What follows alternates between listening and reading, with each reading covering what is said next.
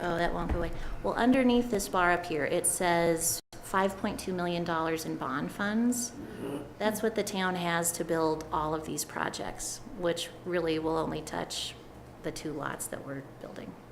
And then be useful as matching funds for any grants we apply for.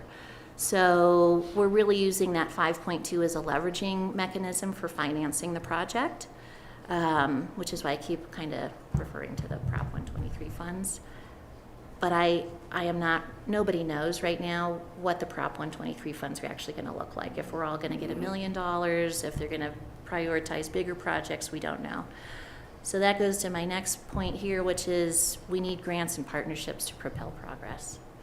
And so we are getting calls about partnering in some aspect or way on these projects. We don't have framework set up for that, and we haven't, frankly, gotten to that point. I think we're just biting off development on these 2 lots, and then looking to kind of work through that framework as we go. And so that's certainly something we're looking at for sure. So next steps for the town right now are we're in the middle of updating our community housing guidelines. And updating those guidelines includes some recommendations on new policies and programs.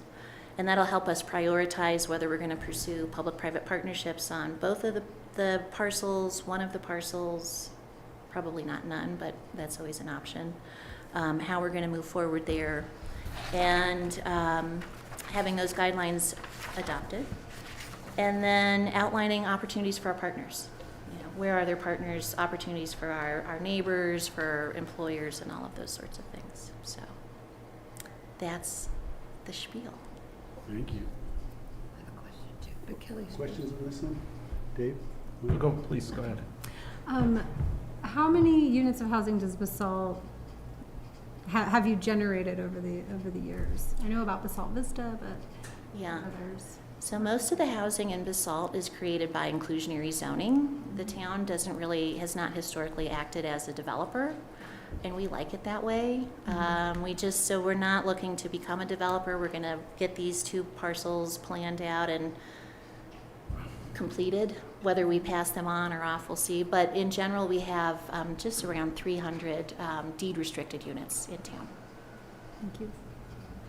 Yeah, do you have any cost estimates on those 2 Stotts Mill as far as, I was hearing $1 million a bedroom, or just so we have some kind of idea as to what you're paying in Basalt and what we might be paying in the Upper Valley? Sure.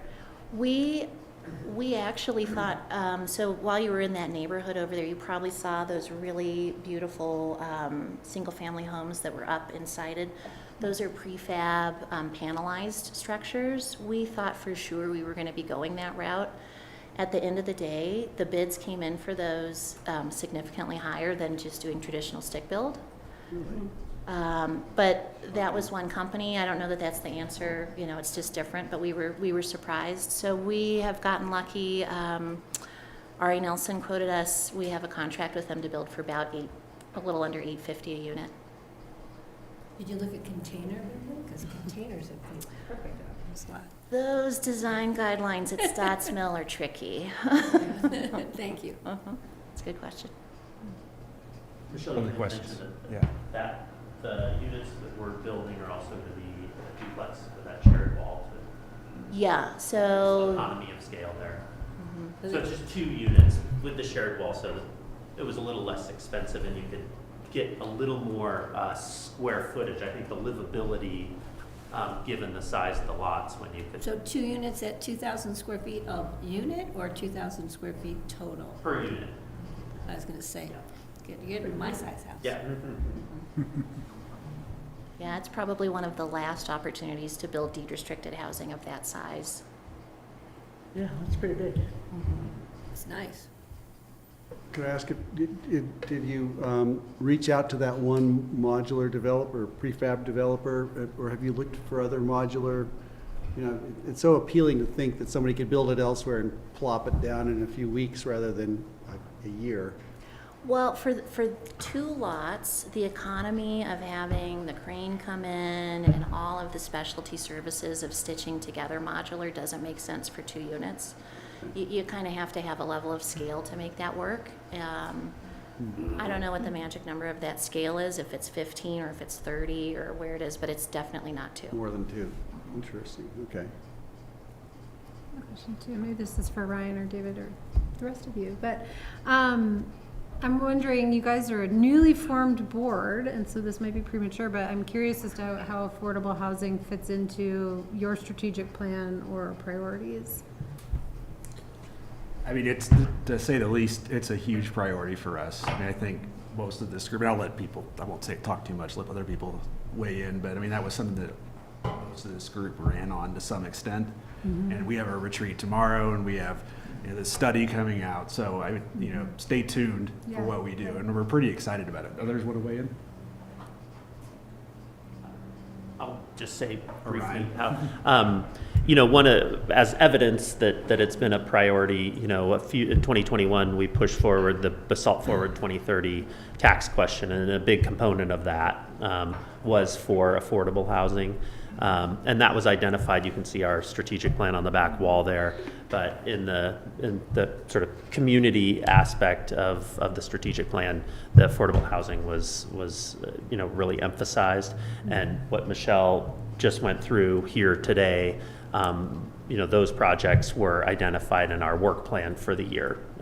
And to so the 5 complement million that. was generated through that ballot measure, that bond? Yeah, it was 6 million initially, but we purchased the 4 lots, so that was about 800,000 for the 4 lots, and then now executing on building them, and then figuring out, you know, do those become rental or for sale? And if they're for sale, we could maybe, you know, take some of those proceeds and leverage that into some of these other projects we're talking about, just to, again, make that 6 million go further, because we all know that 6 million in this valley will only take you so far, but we think if we get creative and leverage partnerships or grants, that we can make it go much further than what it would alone. So. Yeah, great, thank you. And that's about what our budget is right now too. Without a lot coming in to refill that budget. Right. Thank you. I'll ask, where are you guys? I mean, we read what we read in the paper, but, you know, where are you guys? It's what in that world. And if you want to, somebody wants to give a little synopsis. Nominate Kelly. Well, he's nominated maybe the more passionate. We're all passionate about housing, and we're trying to figure out, I think, how our different passions align with, you know, balancing what we know and have heard to be housing as a community priority over and over and over. And it's reemphasized in our, you know, biennial community surveys and everything. Also with rural character and protecting and preserving rural character. And so, you know, that's the tension that I think we try to figure out. Where can we do housing? Where is it appropriate? We went through we went through a community process with our Community Growth Advisory Committee, which I think Rick was on. And, you know, their kind of next phase of work is also figuring out how could we improve our land use code to incentivize affordable housing development better, you know, as maybe some prohibitions that we have in the code, you know, not serving us in our goal to deliver, you know, and incentivize affordable housing. So we're looking for those to come forward. We're contemplating putting a property tax mill levy on the ballot for this fall for dedicated affordable housing money. The money that we have saved for it was really a dedication from all the ARPA fund and stimulus fund money that came in during COVID. We've recognized that some of that has been hard to put towards housing. That's why we've been able to put a lot towards childcare.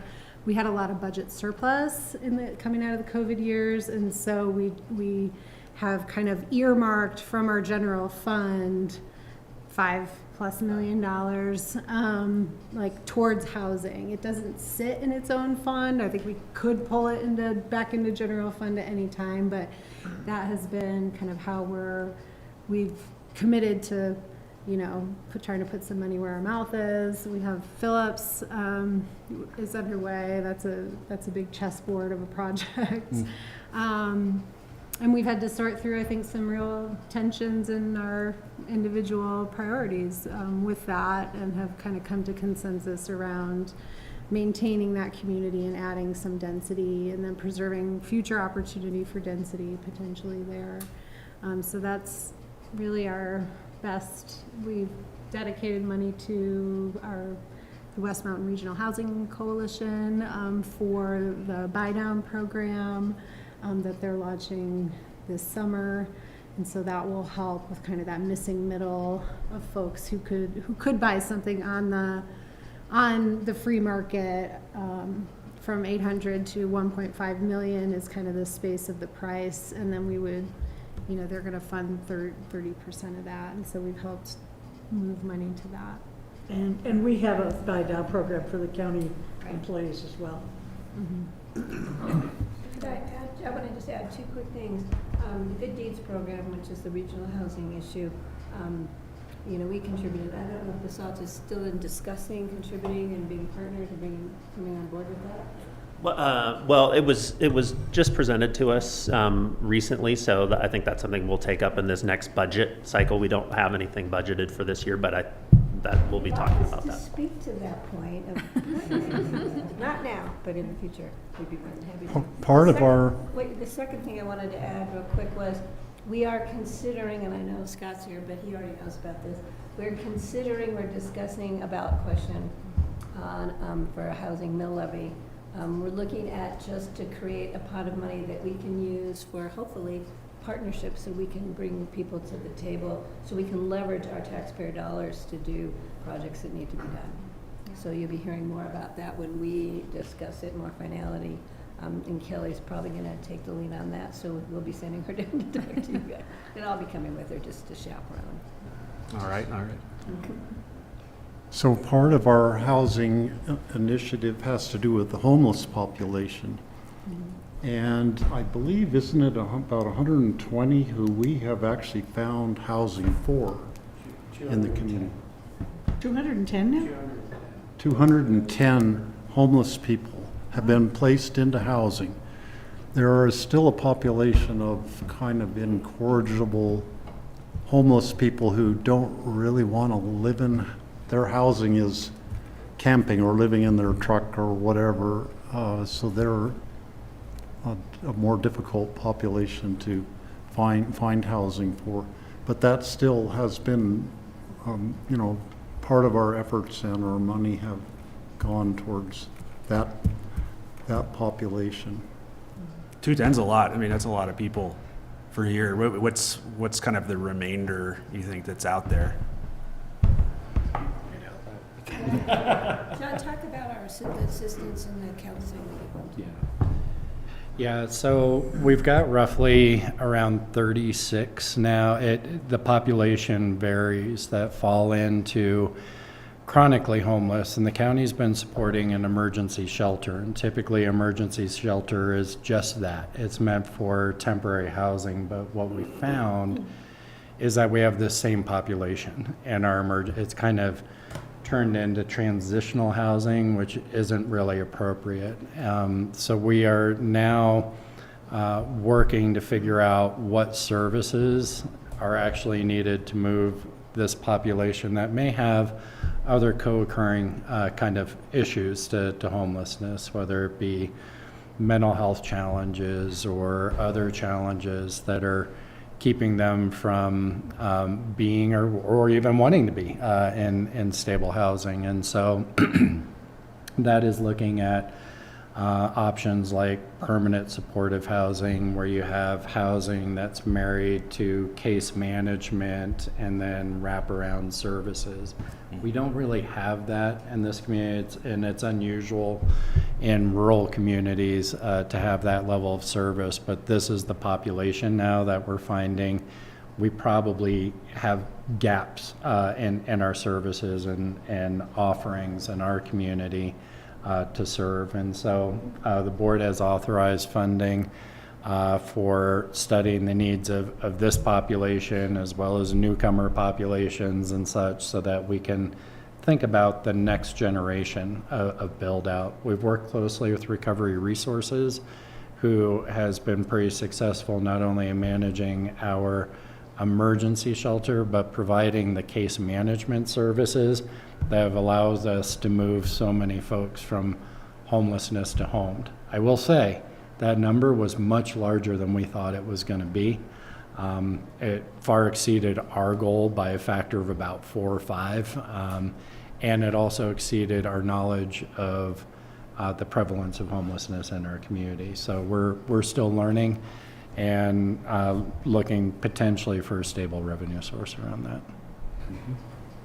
Have you ever partnered with like the Hope Center to kind of answer some of the questions that you have about how to better meet unhoused folks' needs? So the Hope Center has been providing crisis services, so there is overlap in the population, and also working with our school resource centers, which also there's overlap in the population, but they haven't been providing those case management services per se, but we have been trying to do basically shared case management, where we bring different providers together to talk about what's happening with these individuals in our community, what are the service gaps, and so that would be inclusive of Hope Center, the PACT program in Mine Springs, and our school resource center, as well as recovery resources. We've had some barriers in being able to share information because of HIPAA and those sorts of things that we're still trying to figure out, to be perfectly honest. Can I just add one more thing too? Yeah, and I know in like conversations with like public safety from Basalt and from Aspen, like we've heard that these are sometimes the stickiest, the stickiest cases. That there's a lot of, there's a lot of touch points with the various social services and police departments and things like that to, try and kind of figure out what is the best way to help these folks, and there's a gap. That's the gap, I think, a lot of times. But there's, anyway, it would be, it's a helpful place to sort of, I think, problem solve in, because it can resolve tension on a variety of different services that we all provide all the time. And I would just note, Basalt's been a partner in some of these services, right? And helping us build that capacity with recovery resources, whether it's been in our detox programs, which overlaps with the case management infrastructure that's supporting our homeless population. So we've all been partners and trying to figure this out. We've had some successes. We have some ongoing challenges, and so looking forward to continue to work with staff level and at the elected levels to solve these difficult problems. But we've made a lot of progress together. It's pretty cool. I would like the Roaring Fork Housing Coalition. Is that what it's called?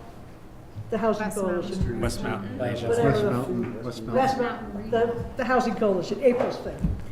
I would like that to assess exactly how many affordable housing units we already have and how many are in the proposal state, because I didn't know about these. And then the Meadows is talking about doing some housing up in Aspen for people associated with Aspen Meadows, and A&B Bank is doing affordable housing in Carbondale for employees. I just think getting some collection of data that shows the whole picture, that would be a good job, I think, for the Housing Coalition to pull off. I'll talk to April about it, but that would be something that I think could help us all sort of get an understanding of where we are valley-wide and where each of our municipalities and counties contribute to that. I think we already have done that. I thought the Housing Coalition had done it, but I don't think it includes any of this. Well, or probably not the new Aspen stuff, but Meadows not the new 6 months old things, but pretty current. The report that they put out in January. Right. It had that on it. Yeah, it had. I don't know for certain that it includes all of the proposals that you are speaking to, like Rick said, because if it was published in January, then the information in it would have been older than that.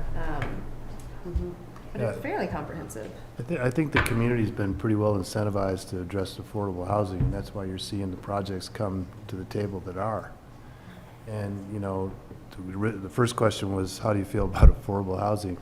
I was in a lottery in '81, so I feel pretty strongly about it, and gave me a chance to still be here. But, you know, one of the things we run into with funding is these two parcels, 2E and the rugby field, are in Eagle County. So this is going to have to be a cross-jurisdictional discussion on how this funding could work. And I know you guys are interested in 100% deed restricted, but that's also a difficult goal to achieve with a free market developer. So I think those are some of the bigger global issues that I see is that are going to keep us from, you know, perhaps moving us forward as quickly as we'd like to. You know, I'm looking forward to having something on the ground. Today, having the first childcare that's a modern, well-built, efficient, energy-driven, you know, facility is awesome. It's the first one that I know of. And staffed. And staffed with an operator. It's unbelievable. So, and thank you, Patty, for dragging me back in here. Yeah, I give him back. He's giving him back to you guys. Yeah. I also would be remiss, I want to just acknowledge the response project too that we've all partnered Yeah. on. That is like really important and transformative. Which we heard was supposed to be kind of a secret location, but there's a big sign. sign. I'm like, guys, we gotta put a tree branch over there. One of the brilliant things I think that Basalt has done is the ski company housing in Willits. That, the way I understand the story is they would have been required to put commercial on the ground floor, but they were allowed to put in housing for daycare workers. So it's all apartments, the whole building is apartments, including the ground floor. But instead of more commercial, they provided a bunch of housing for daycare workers, which, if you can have all the daycare centers in the world, but if you don't have housing for them, Yeah. that's, makes it difficult. Well, in Carbondale, I know they're starting to reconsider their requirement for having commercial on the ground floor, because I know you guys have noticed that roundabout, all those buildings have commercial, and even in the marketplace there in your city market, it's all commercial on the ground floor. In a town that has only so much potential for more commercial development. So they are reconsidering that and possibly now allowing an entire project to be housing, which would be maybe a welcome change from my perspective anyway. Especially if they did restrict most of What? it. Especially if they did restrict a greater portion of it. Well, they have to do 20%, I think. I think that's like I said, if they would deed restrict more of the percentage, not 100% necessarily. I think that's something that folks are starting to think about, like what percentage do we really need to do? Like annexation and all that aside, you know, going forward, where should that percentage be as far as the mitigation? Rental at the Meadows in Glenwood Springs for like a 900,000 square foot studio is around $3,000 a month. Wow. So, I mean, that's a tough one. So, Well, I know we're at time, and I think the conversation is just starting to like warm up and everything, so we definitely, I know, I'm the bad We should have come guy. at the end of your meeting. We'll go out there. Yeah, we'd be happy to do another work session soon, and I wanted to say too, thank you for the partnership and the daycare and everything else that you guys do with us, and I'm looking forward to, you know, what you all come up with as far as what you're contemplating with your ballot initiative. You know, we're at a point where, like Ryan said, we lined up the funding, we've got some projects that are really starting to move, and we're at this new council that we're at a point we're ready to start deciding how we want to, kind of what we want to keep doing, what we want to change, and what we're going to do the next few years. So it's exciting. It's daunting, but it's exciting. I'm optimistic. and just real quick, David, if we try and move forward again at the state level, a real estate transfer fee, we've been trying to do that for as long as I've been on the Board of Commissioners, so it's been a long time. We will probably be looking at municipalities to help us out with Colorado Municipal League, et cetera, to get that on so that people could have the opportunity to help fund their affordable housing projects. Isn't Carbondale just doing it? A real estate transfer fee? They're doing it, right? My understanding is that there are some municipalities, and it might be Carbondale, who's testing the waters, knowing that there might be some challenge to that, but sort of expecting that it might start a larger conversation and have backing from other partners. Yeah. We'd love for them to lead the I way know. instead of us. You don't need the governor's permission if the courts tell you you Yeah. can do it. Thank you, guys, and welcome to the new council and to the new mayor who just Thank you. stepped it up. Thanks. Yeah, thanks for hosting us. Yeah. We We'll should be probably let back. you get to work now. Let the people lead. Yeah, thanks for coming. We'll do it again for sure soon. Thanks, guys. You just got the press release.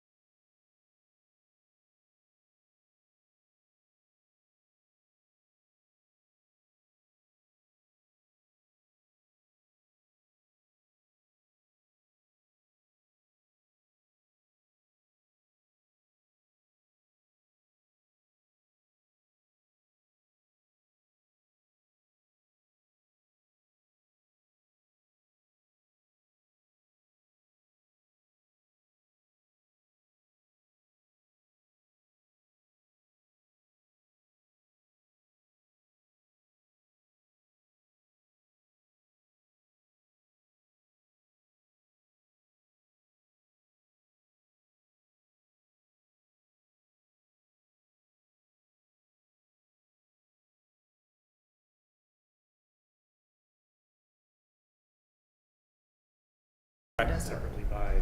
And then I'll pull it as quick. Welcome, everybody. We'll go ahead and start our formal council meeting here. We had some work sessions earlier with Pickens County and a field trip work session over to the Stotts Mill Daycare facility under construction. But we'll go ahead and get started with our regular meeting. Pam, will you please call the roll? Happily. Let's begin with David Knight. Here. Dieter Schindler. Here. Angela Anderson. Here. Rick Stevens. Here. Hannah Berman. Here. Angèle Dupré-Bouchard. Here. Ryan Slack. Here.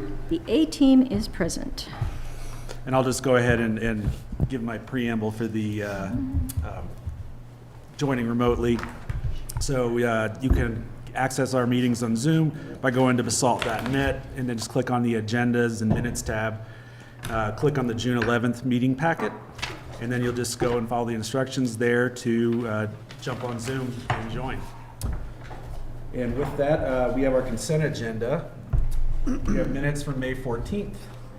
And then we have reappointments of post members, reappointments of Parks and Open Space and Trails members, Julie Kohler, Paul Hiltz, and Jason Groves, the 3-year terms to expire on June 11th, 2027. And Julie, Paul, and Jason have all been longtime participants of post, and happy to have them re-upping.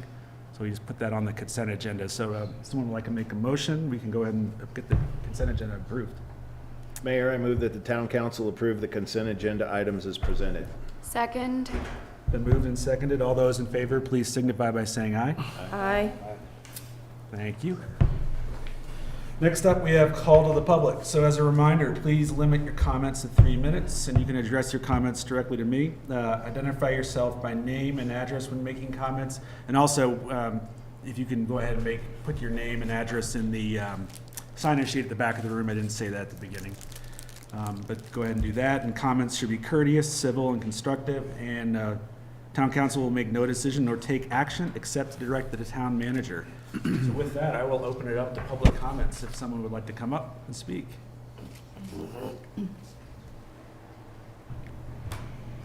Hello, my name is Jessica Richardson. I am not that tall.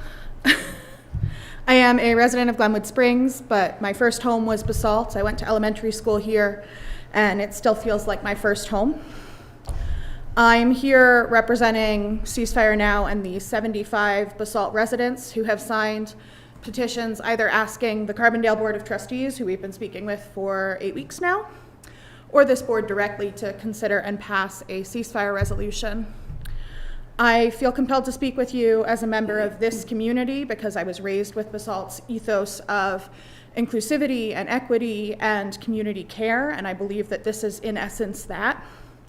I also feel compelled to speak with you today as a member of the Jewish community, because over the past 8 months, I've watched politicians, community leaders, and a whole swath of opportunists equate my faith with a white supremacist, settler colonialist state who would use the suffering of my grandparents and my great-grandparents to inflict the same horrors onto others. As I speak with you today, I am acutely aware that I am asking you to take on a request well outside the scope of the job that you have signed up for, and I'm sorry. I have this awareness because the fact that I am here to speak with you, the fact that I exist at all, is a miracle due to other everyday people who took it upon themselves to stick their necks out for my ancestors and to fight for their survival even when it was inconvenient, even when it was difficult. My grandparents survived because people took that risk, and I implore you to take the same.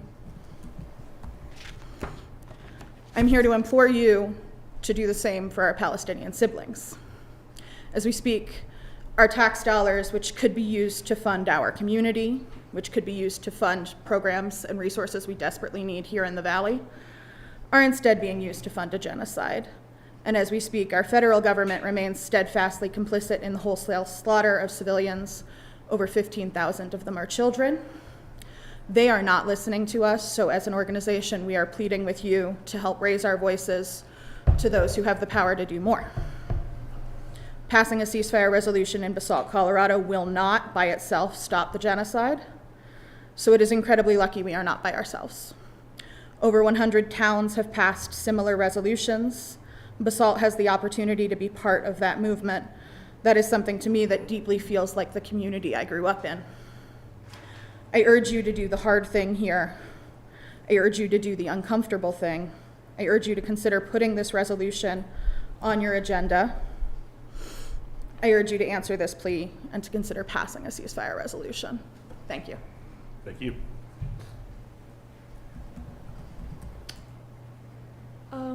Harper Axelman and resident of Basalt. So I wrote this a little while ago and it might be a little bit out of date, so on the numbers. Miss, would you mind speaking a little closer to Oh the yeah, microphone? sorry. Can you hear me? Is Bring this the mic okay? The microphone. Okay. Yeah. Oh, thank you. Thank Is this you. okay? Okay. I am a university student, but there are no universities left in Gaza.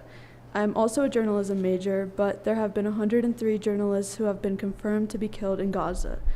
It was Mother's Day the other day, but there are 600,000 children in Rafah who have already evacuated multiple times, and since then there have been multiple devastating bombing events.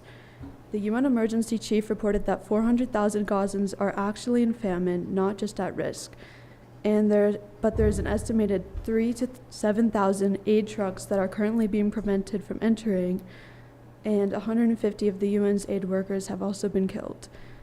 We, the USA, manufactured over 100 shipments of weapons, including where I go to college in Fort Collins, including from October 7th to December 29th, 52,229 M7905 artillery shells, 300,000 M4 propelling charges, 4,792 M107 artillery shells, and 13,981 120 millimeter tank rounds. So I used to think that this was an international issue, and why would I need to take any direct action towards this? I definitely thought what was happening was wrong, of course, but I didn't have anything to do with it, and it was complicated. However, I realized that standing by as it happens is still standing by whether you choose to encourage it or not. Any action against it, however small, is saying that I do not want this to continue. Unfortunately, there is no in-between keeping firing and stopping. If we do not actively speak out against the active killing of civilians, it will continue. We want to call our taxes to cease funding these atrocities and our politicians to stop giving another country the amount of power to carry out these levels of displacement and instead invest in our own expensive cost of living, food, and healthcare. All we are saying is to give peace a chance and instead to please call for a ceasefire. Thank you very much. Thank you. Any other public comments? Do we have anybody online? Doesn't look like it. All right. So we'll move along to mayor and council comments and reports from various extracurricular activities. Who wants to go first? I'll jump in because Mayor Knight and I just came back from Colorado Communities for Climate Action, and there were 43 municipalities from across the state there, and it was such a great network of people who are all working to advance their policies to do their part on climate. And one thing that I think is particularly relevant for this meeting is what our building codes can do on climate and reducing carbon emissions. We are incredibly lucky to have Holy Cross as our utility, racing towards 100% clean energy, which a lot of the other communities in that room aren't able to say. And so I found it motivating and helpful and informative, and they'll have a lot of advocacy opportunities coming up throughout the year. Awesome. Cool. Thanks. Who else would like to? Rick? Yeah, thank you. Project Play, that's been a component of the Aspen Institute Hearst Initiative for the last 3.5 years, was released today, and its final report is pretty interesting. I sent it to Ryan and to Pam, hoping that we can put it out there in the network and get some feedback on it. It's really pretty interesting. It's an Aspen to Parachute study of over 80 different providers of recreation and sports and other outdoor programs for children from 3 and 4 or 5 years old all the way up through high school. It's a really nice regional study. It's part of the effort to look at the Aspen to Parachute corridor that the Hearst Group is doing with social emotional wellness. So it's kind of becoming the cornerstone of that component of that study. Real quickly too, the Growth and Management, the Advisory Council that I'm on in Pickens County has now become a focus group that Brian knows about. And they want to create work groups to take on each of the initiatives that they've come up with, which are 4. And I won't go into them in detail. You can probably figure out what they are. So we'll be recruiting someone or many someones to participate in these specific work groups. They'll work through the summer and then come back to the advisory committee work group and get ratified and so on. It's a pretty exciting step that Pickens taking to get all this done. And it kind of fits right in with our schedule for planning for 2025 and so on. So, but that's what's going on in my neck of the woods.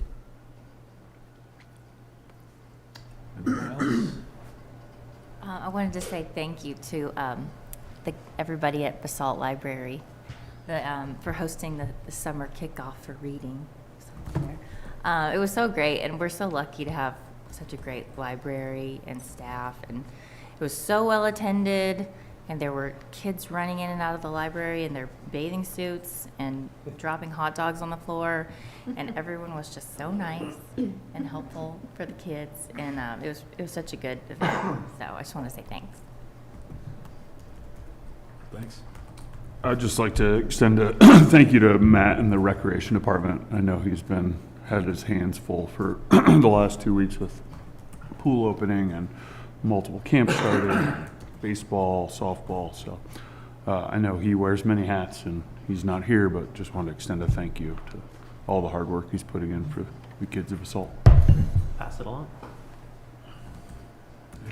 Anything? I'll go ahead and go. So yeah, the CC4CA retreat is always an inspiring event, just to have that group of people and all those ideas and what, the conversations that come up, especially informally. So I appreciated that, and I'm happy you're doing it, but I'm appreciative to be able to still play a part. Also, I think, Rick, you might have done this too, the Eco Flight with Roaring Fork Safe Passages. I know some of us did that. I don't know if anybody else did. That was pretty interesting, getting up there and seeing the land from the air and seeing kind of where the habitats are for wildlife, what they're looking at, doing studies on. And there's one area that they're right now they're working at airport, around the airport, Woody Creek. But the next one they want to look at is around Emma there in the S-curves between here and Willits. So that'll be an interesting study when it comes out. They start working on that later this year. And then I also want to make a comment. I appreciate you all coming out, and I know last time folks came out and spoke as well. And if somebody else wants to chime in or anything, I'm speaking on behalf of the council that this is not something we want to weigh in on. You mentioned the out of scope nature of it and of the topic. We all are aware. We all feel for the situation, the people impacted in the region, but the amount of expertise that's needed to really address the issues that are going on there, the amount of time that would take, that's just not something that at this point we're interested in weighing in on.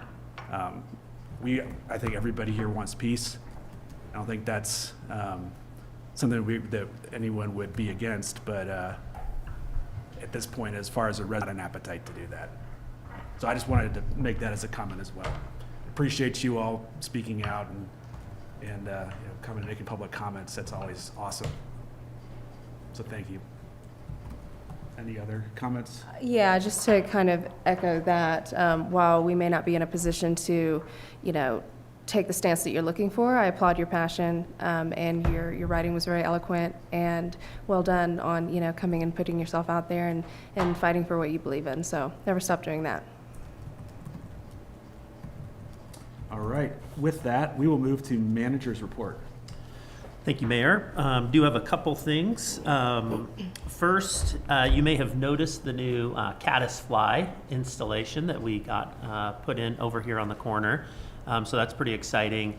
But what that caddisfly sits on is a stone block, And we had a Colorado Stone Quarries donate 10 of those blocks to the town. And the purpose of those blocks is we can put them in various places around town as the base for our various art installations. So that was nice to get that and actually be able to deploy one of our first art pieces on it. And we got those down here through Girardi's Trucking, and so just wanted to make sure we recognize those companies for helping us out with that.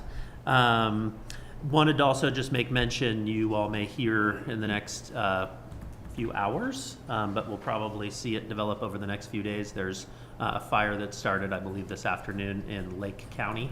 So it's just near Twin Lakes. And so that's currently burning. We don't have a lot of information on it. So more to come there, but we'll obviously get some impacts from smoke. So, you might hear people start talking about that. So just for your general awareness there. Impact to the road at all with 82 over there? Doesn't look like it now. It's on the far side of the lake, the south side. Okay. And then today we actually completed a temporary installation at Cottonwood Avenue and Two Rivers Road.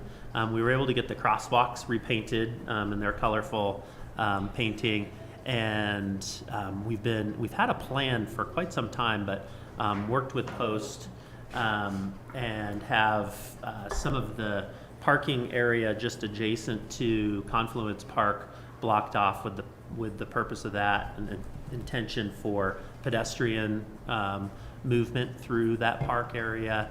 And what's going to follow to kind of finish the temporary installation will be painting of a crosswalk, which I think happens this evening. And we get a lot of kiddos coming through that area in the mornings and crossing at that main crosswalk across Two Rivers Road. So it's going to kind of mimic what a permanent installation might look like there. So really just kind of modeling it at this point, and we'll kind of see, we'll get more data as time goes on, but we want to get the kids in there. So it'll sit for the summer and kind of see how that interacts with sort of lower use as far as school kids go, and then see how it plays out with when school is back in session. So. Will there no longer be any parking allowed there? People used to park alongside. Just temporarily, yes, that's correct. And the permanent plan that we have actually has a few parking spaces there, but just for the time being with this installation, it would have been, I think, harder to define those. So that's why it sits in its current configuration.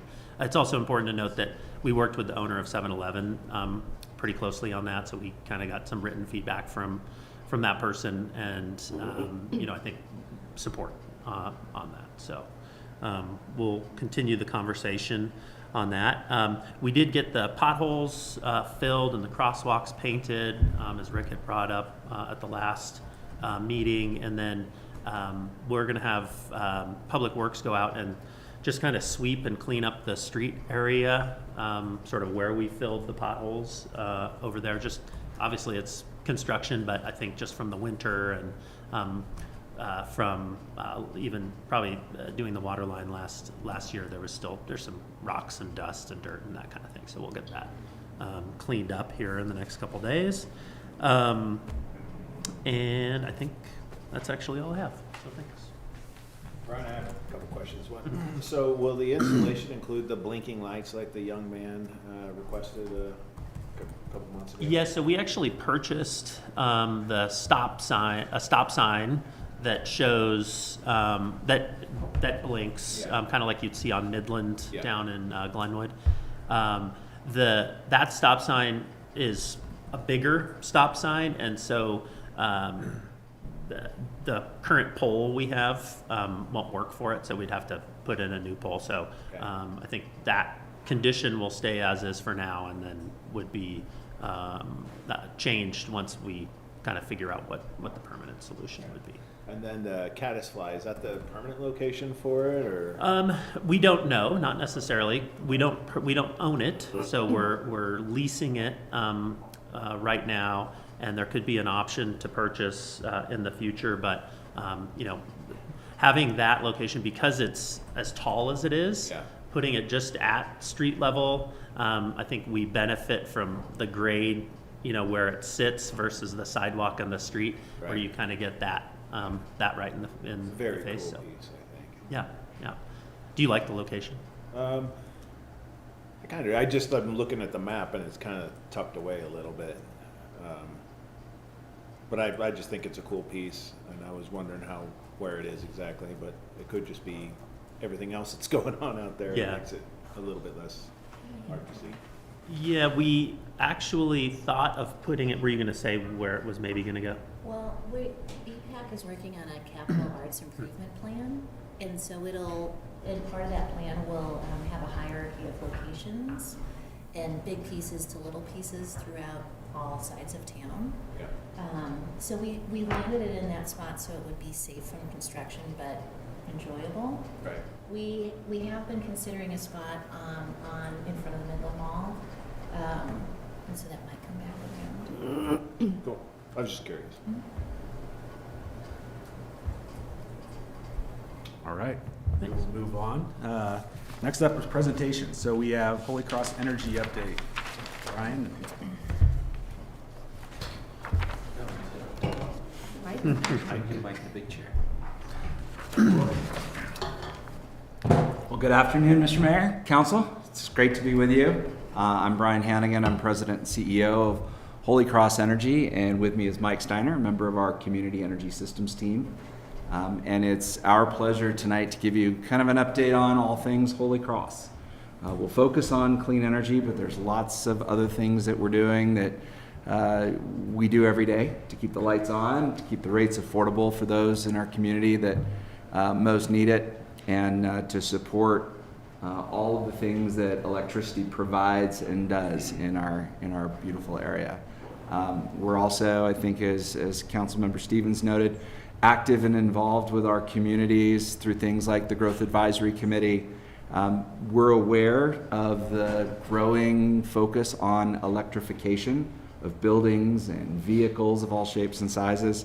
And so part of what we're doing presently is gaining input through conversations like these on what we should be thinking about for the next 3, 5, 10 years. As we look at things like building codes and investments in local infrastructure and desires for resilient sources of energy. The commentary about the wildfire always kind of gets my spidey sense tingling whenever we think about the impacts of the Lake Christine fire and the others in our area, and what that means to energy and what energy means to critical infrastructure as a whole. So we're going to cover a lot of ground tonight. But really focus as a center pivot around our clean energy plan, which we have called our clean energy journey to 100%. So tonight's update will be how we're doing so far. So if I can get the next slide. So as you know, Holy Cross Energy is your local hometown electric cooperative.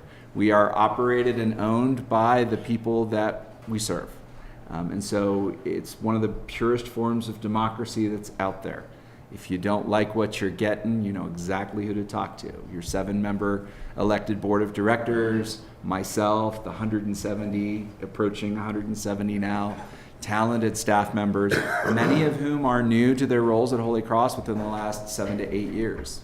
But we've had a lot of turnover, good turnover, as folks have reached the end of their careers and retired and gone on to pursuits other than electric power, but also a lot of new positions and new talents that have come in as we've modernized ourselves getting ready for the energy transition.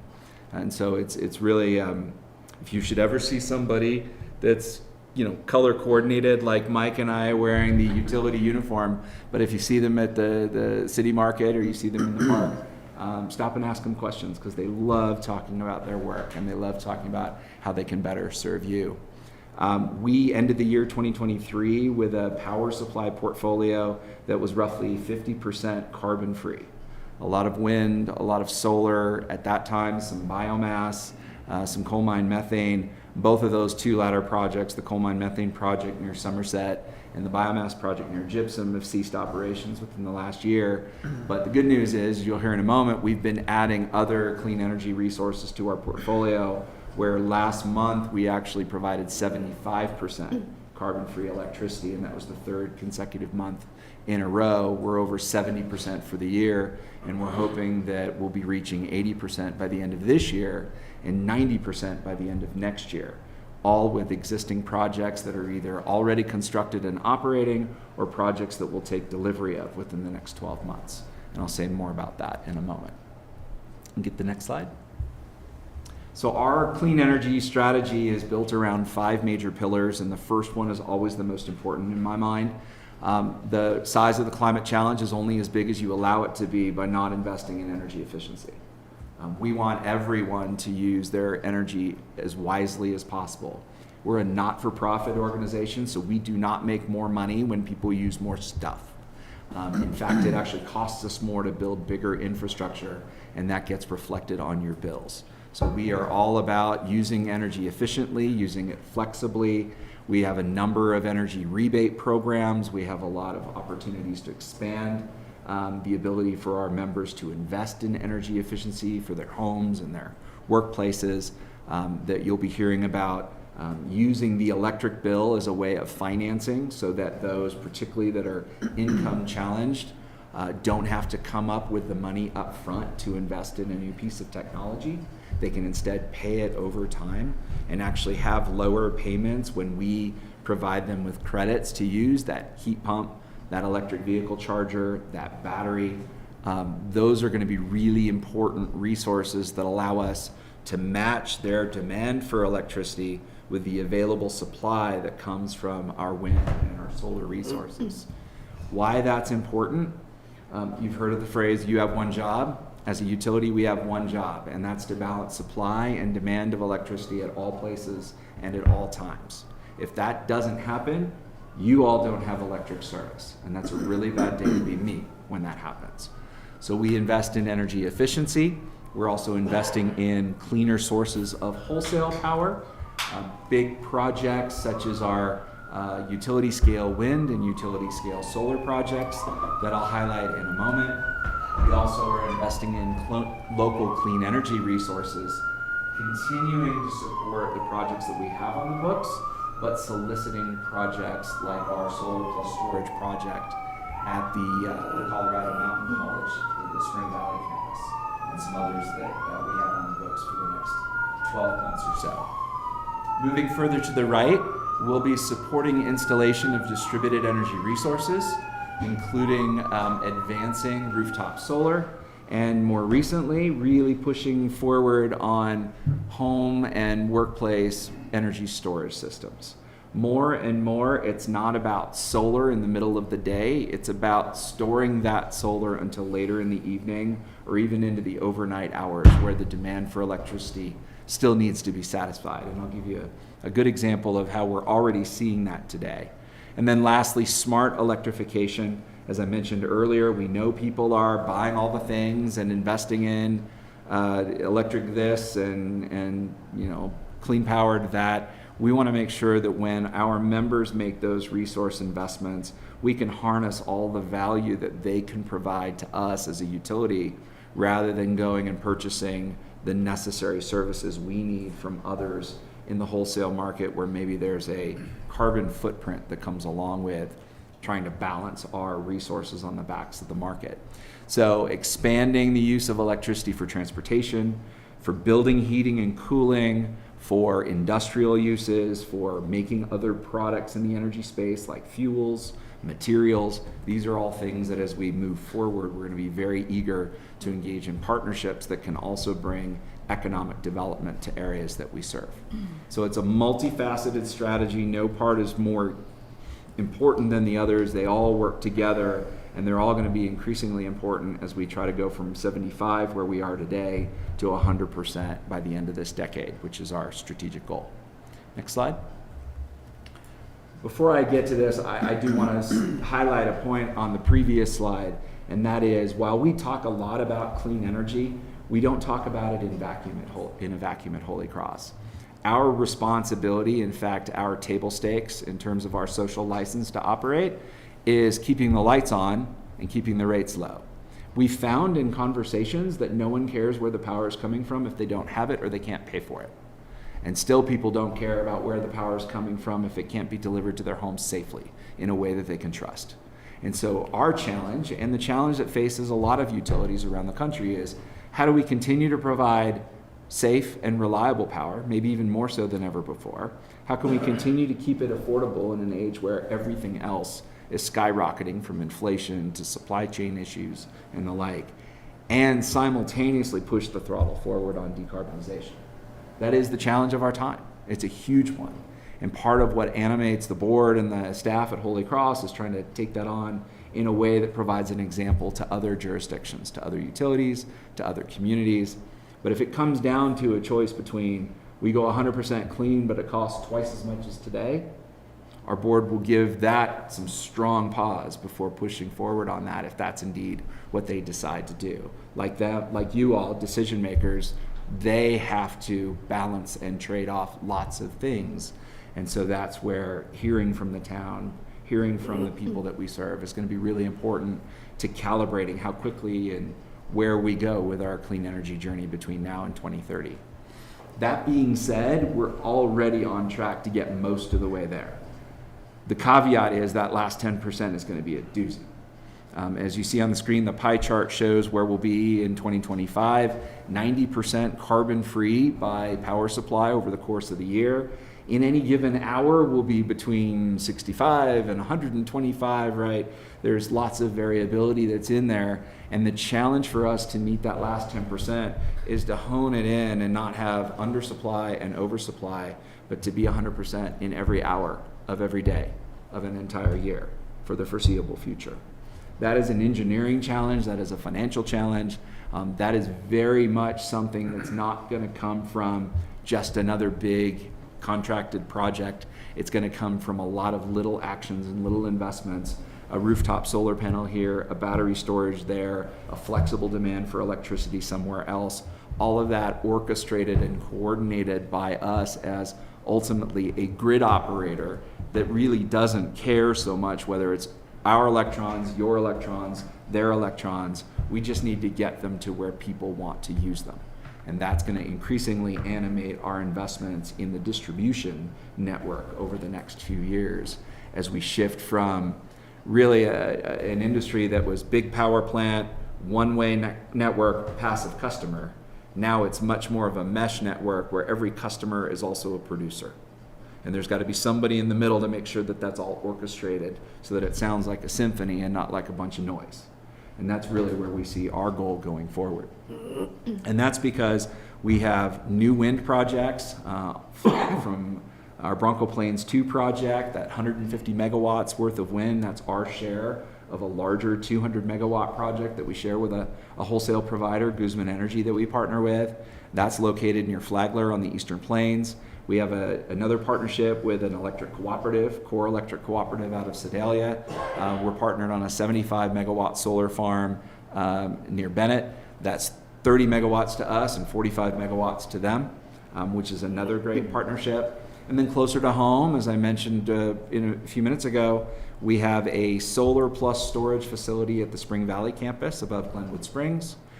That is really cool, if you'll indulge my geekiness for a moment, because what it allows us to do is push solar and discharge from the battery onto the grid at peak times, pull back the throttle a little bit when we don't need as much solar, and if we don't need any solar at all, we can take the output of the solar farm and put it right into the battery and store it for later use. And so it's very much akin to what a gas turbine does in our portfolios. It ramps up and it ramps down depending on the need for electricity. And so you'll see we've got 3 of those there.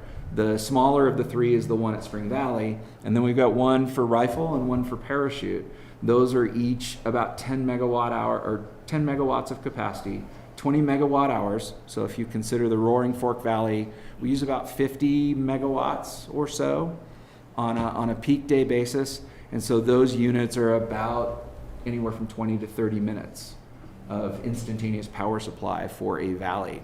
When we start thinking through the lens of resilience and buying important time for us to get the first few hours, to get our critical infrastructures up and running, to get our evacuation plans in place, if we should ever have a wildfire again, these are the kinds of resources that we would look to draw on to make sure that we have communications and fuel pumping capability and all the other things.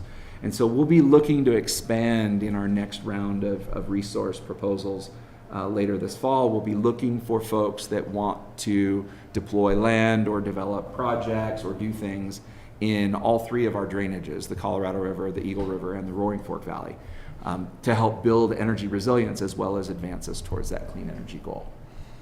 So 2025, 90%, a lot of wind. We'd like some more solar. I mentioned the biomass is coming offline. We'll be able to incorporate, make up for those replacement resources in our next RFP. And then we're still looking for good hydro resources, particularly those that can store the hydro to provide us that energy storage that we need. The last line on the bottom there, with what we already have on the left and with what our partners at Xcel Energy are already doing in their power supply, we're on track to be between 95 and 100% carbon-free and renewable by 2030. We are almost there. But that's like saying you are almost to the summit of Mount Everest. It's that last little steep pitch that's the most dangerous and the most difficult. And that's what we're developing our engineering plans to take on here in the next few years. Next slide. So to my point earlier about flexibility being what we need and distributed resources helping us out, this was our forecast model for May 19th. We haven't really looked yet to see whether it validated or not, but it's pretty typical as to what our power supply looks like on a given day now here in 2024. And what you can see is the colored area goes above the red line. That means we've got more supply of clean energy than we do demand for it during those hours from about 10 until about 8 o'clock at 9 o'clock at night. And the pink and the gray areas are where we are in deficit and we have to purchase from our providers on the wholesale market. Those come with a fossil footprint.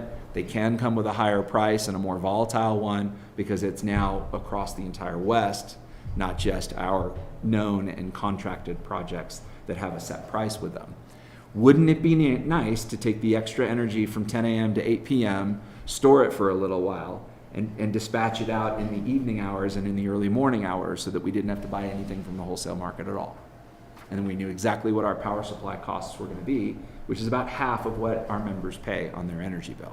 The other half being people and stuff, right? The employees, but the poles and the wires and the trucks that serve the network, that get this power supply to you. So if we want to talk about low and stable rates, one of the best ways to do it is to decarbonize in a way which allows us to manage our own footprint in a way that has a known price associated with it. And part of that is going to be by investing in items here at home. Distributed energy resources, local solar, local storage, partnering with folks in the community that are doing affordable housing projects or they're building PUDs to say, how can we get you to embrace flexible buildings with demands that can respond to our needs for grid services? How can we encourage you to put solar on your rooftop in a way that doesn't add to the midday oversupply, but actually stores it until later to address the challenge that we're facing as a community? And so this is where a lot of our energy programs are really focused over the next few years. Next slide. Because there are lots of ways to satisfy the need for flexible demand on our side as well as flexible supply to make those two balance. The one that we typically talk about is circled there in orange, that's demand response. Through things like our peak time payback program, we'll send texts to folks who are enrolled in it and say, hey, if you use a little less electricity during the hours of 4 and 9, we will actually pay you for that action, and we'll pay you handsomely. $1.50 a kilowatt hour that you don't use, as opposed to 11 cents, which is our normal rate, for every kilowatt hour that you do use. So if you're looking to manage your bill, the peak time payback program is an awesome way to get more than a 12-to-1 return on investment through demand response. The other approach that we're taking a real hard look at is one that's gathering some steam, literally, thermal energy storage, replacing the gas network in our communities with hot and cold water networks that can be heated during the day or cooled with that excess renewable energy, and that later on in the evening they can provide a better starting point for all of the heat pumps that use the temperature of the water rather than the temperature of the air as their starting point. And so they're much more efficient. They demand less electricity during the typical heating and cooling hours at the beginning of the day or at the end of the day. So that's something that we're exploring quite significantly. There are a number of communities that have just received grants in our area for scoping and design of these thermal energy networks, and we'll be partnering with them as community energy systems partners to see if it can be done in a way that's also good for the electric grid. Next slide. So this is another visual example of why this flexibility is super important to us. The normal load shape for a utility, this is different than us, but it's very similar for ours, is that blue dotted line down at the bottom. And this is work that our partners at RMI, just down the road here, have put together. We start with that blue dotted line that's very wavy, kind of almost looks like the famous duck curve out of California, right? But through a series of interventions, whether it's water heating, air conditioning, electric vehicles, sending price signals, sending control signals, having some measure of control ourselves within the user's specified comfort level, we're able to take that big wavy dotted line and turn it into a much flatter, small pencil point line there. One of the nice things about that is our electric infrastructure actually likes the flat line better than the wavy line. It's less wear and tear on our equipment. It's less cost to maintain it. And if you recall, that's the other half of the bill that everybody pays. So not only can we invest in cleaner power supplies, but if we can run a more efficient system that is more stable over time, that is utilized more efficiently, we can keep the delivery half of our bills down. And that creates a tremendous opportunity for economic advantage and for relieving energy burden, which is really awesome. Next slide. So there's a lot to be done in the building space. Councilmember Stevens and I talked about this a lot in the Growth Advisory Committee. I'm now involved in a similar conversation over in Eagle County as they look at their land use regulations and their building codes. There's a tremendous marriage opportunity between a building that can respond as to when and how it uses energy and a grid that is just dying for the help that grid interactive building can provide. And it starts all the way with efficiency, but then some simple, flexible changes like a smart thermostat, all the way up to those thermal energy networks that I spoke about a moment ago, which are pretty capitally intensive, but also can move lots of power and store lots of energy for long periods of time, which everyone in the electric industry will tell you is the one big grand challenge that we haven't solved yet. How do we store for days on end? How do we store hundreds of megawatts of power for the deep cold of the winter where the sun isn't shining and the wind isn't blowing? Right? Those are going to be the things that challenge us as we go to 100%. And these full electrification options, particularly thermal storage and district networks, have a good potential along with hydrogen produced from renewables to help us solve those issues. Next slide. So you've heard me go on and on about this, just another way of visualizing how excess renewables can be utilized for heating and cooling. That also has the side benefit of decarbonizing the direct use of gas, which is, along with electricity, one of the largest sources of greenhouse gas emissions. And so as you look at your climate action plans and you think about your new builds, this is going to be really important for all of us to get ahead of, because buildings do have anywhere from a 50 to 100 year life.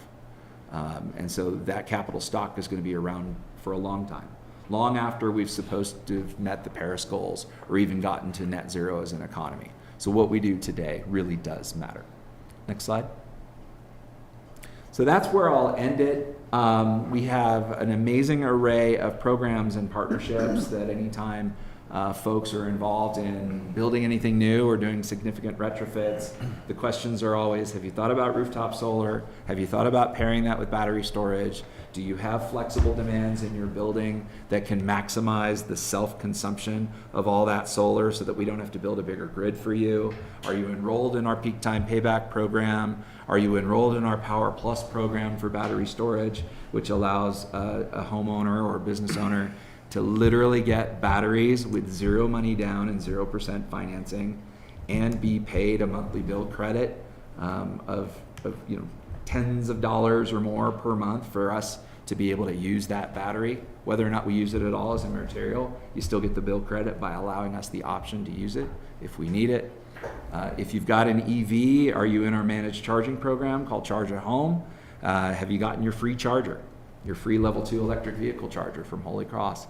so many things that we're trying to do to advance not only the clean energy journey, but one that's also reliable and cost effective.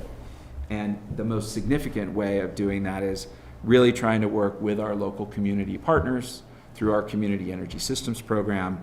And sort of in closing, I'd ask Mike to say a few words about that, since it's new and super cool, and hopefully everybody will listen to it And I sign get up. to talk. And you get to talk. Yes. So it's a super neat program that actually the town of Basalt has implemented and applied for with the DC fast charging stations. And kind of this program evolved a couple of years ago as we kind of talk about all the electrification projects that we see on our grid, whether it's electric snowmelt boiler system, which actually the high school up 82 put into, and we actually supported that with our community energy systems with the idea that the infrastructure that's needed with large transformers. So the one at Aspen High School, they were projecting out at like 3 megawatts. If you guys don't know megawatt, that's a massive amount of electricity. And so the infrastructure needed in that involved, hundreds, over $100,000 of Holy Cross transformer work. So what we do is we take on these projects and we hear from our towns, our partners, and if they're doing a project that meets our criteria, whether it's all electric, there's a resiliency benefit, it impacts the community, a la I can charge here for free for now in my EV, and there's a benefit to the community, benefit to Holy Cross, we can support those projects with in-kind help on that upfront capital investment of transformer work, Holy Cross equipment, etc. So we look at a lot of different projects and what they bring, and I really like, and we're seeing a lot more of the biggest issue that we have in both valleys is housing, right? And so we want these electric, energy efficient, all that stuff, possible resiliency, and how can we support with that? And the more electricity, we obviously like selling kilowatt hours, it helps us, but we want to make sure that we can help support these projects with Holy Cross in-kind support. So we've been getting a lot more applications. We're happy to help the town of Basalt and all over the valley in our service territory. So it's a neat program. Yeah, and the program really was inspired by our experience with the Basalt Vista Affordable Housing Project. That was kind of our first foray into it, where we were approached by Habitat and all of the partners involved, including the town and the high school and all those involved. And it got us thinking, well, how many of these projects are actually occurring out there that are lost opportunities for us to have a meaningful partnership and engage in a way that helps us help you all with clean, affordable, and reliable power. And the more we started to look and the more we started to ask around, the more we realized that these projects were going on every day in planning and zoning meetings and filings before councils for permits and this and that. And we thought, well, wouldn't it be great if we actually got on the front foot as a utility and said, we will actually invite you to work with us and have a single point of contact like Mike that can handle everything from interconnections to rates to engineering support to in-kind support for transformer and system upgrades, like a one-stop shop. And that's really Mike's role and his colleague Jeanette Padokas.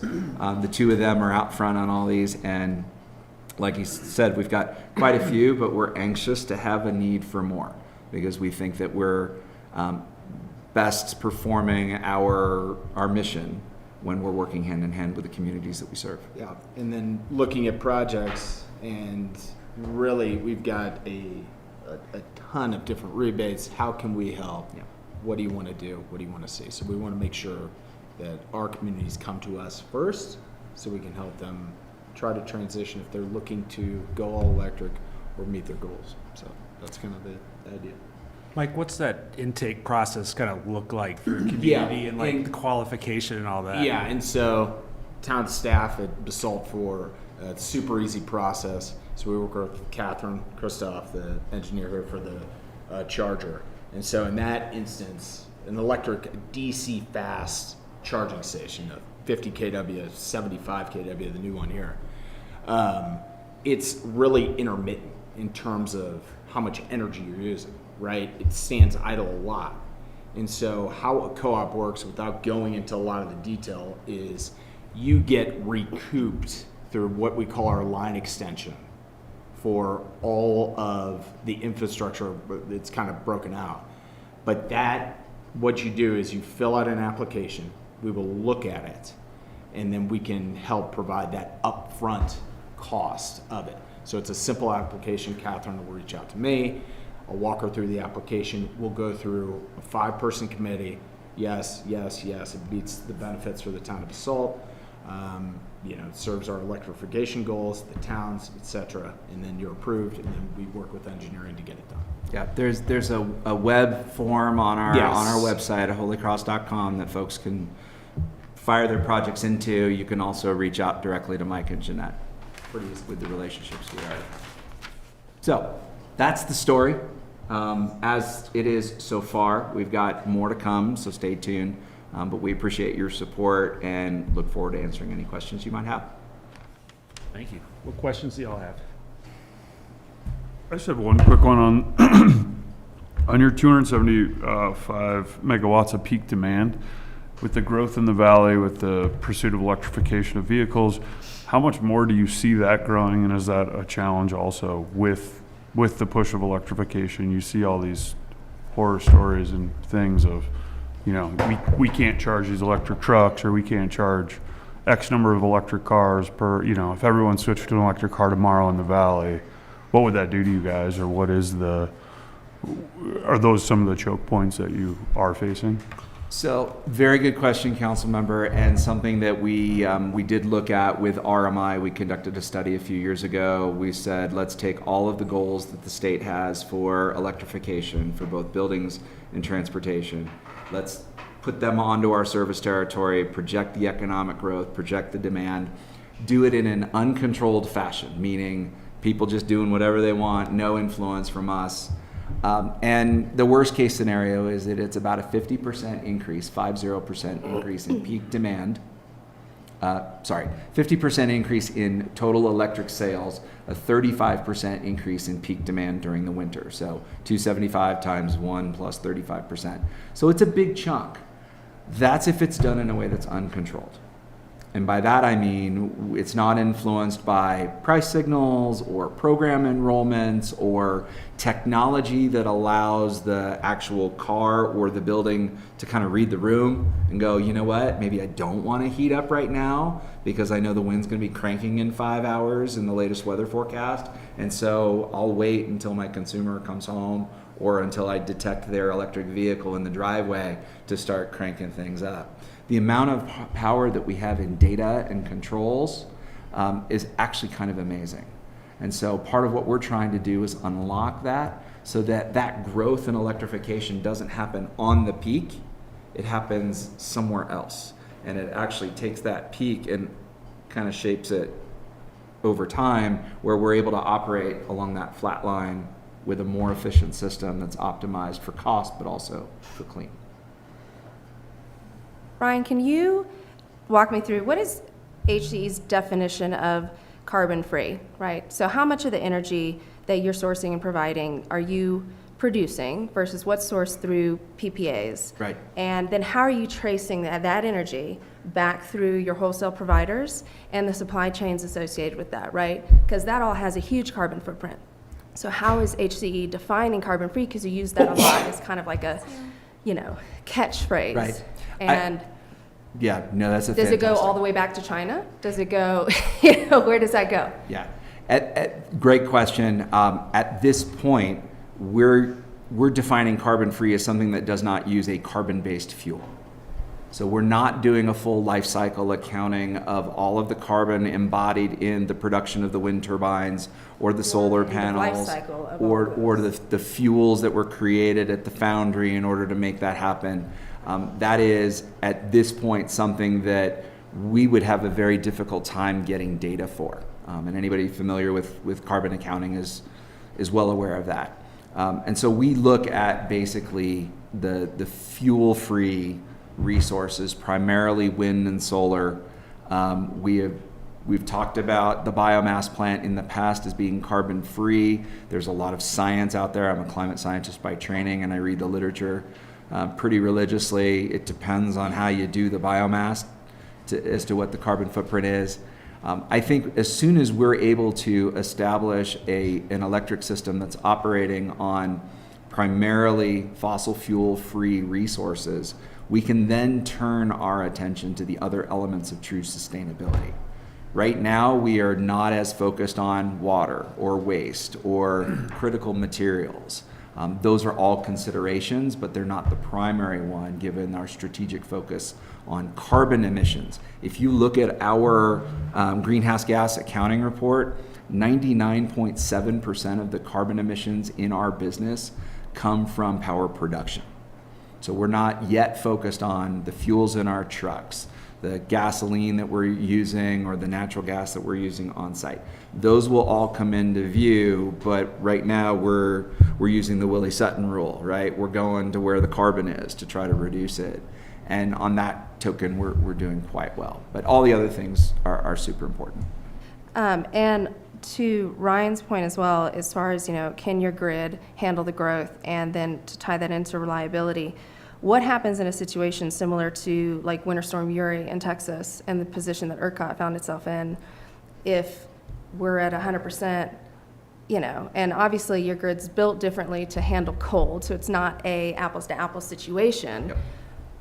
But, are we all going to be without power? And no. Like, how is Holy Cross prepared to handle something like that? You won't be without power. We have relationships not only with Xcel Energy and Guzman Energy, but also other providers on the larger Western grid. And this is one of the reasons why we have been pushing forward the development of a larger regional transmission organization that would connect us with California and Nevada and Washington and all the Western states, so that if we do have an extreme weather event like a Winter Storm Uri, we have the ability to source over a much larger geographic area.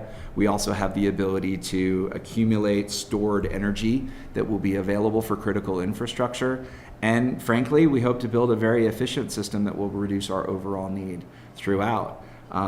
We are already connected to Xcel's 7,000 megawatt system. We're 275 megawatts of that. The kind of extreme weather event that Winter Storm Uri represented is incorporated into our planning processes. So when we put together our power supply roadmap that's on the website, we had an extreme weather case that was used to stress test our portfolio, and we built our portfolio around that. You can never say never, right? I can't say that our system won't ever start a wildfire. I can't say that we won't ever have to curtail power demand, that we can't give everybody what they want. But we might be able to use some of our programs and our pricing to help engage conservation as a way of not making the problem worse. And that's another element of our overall plan.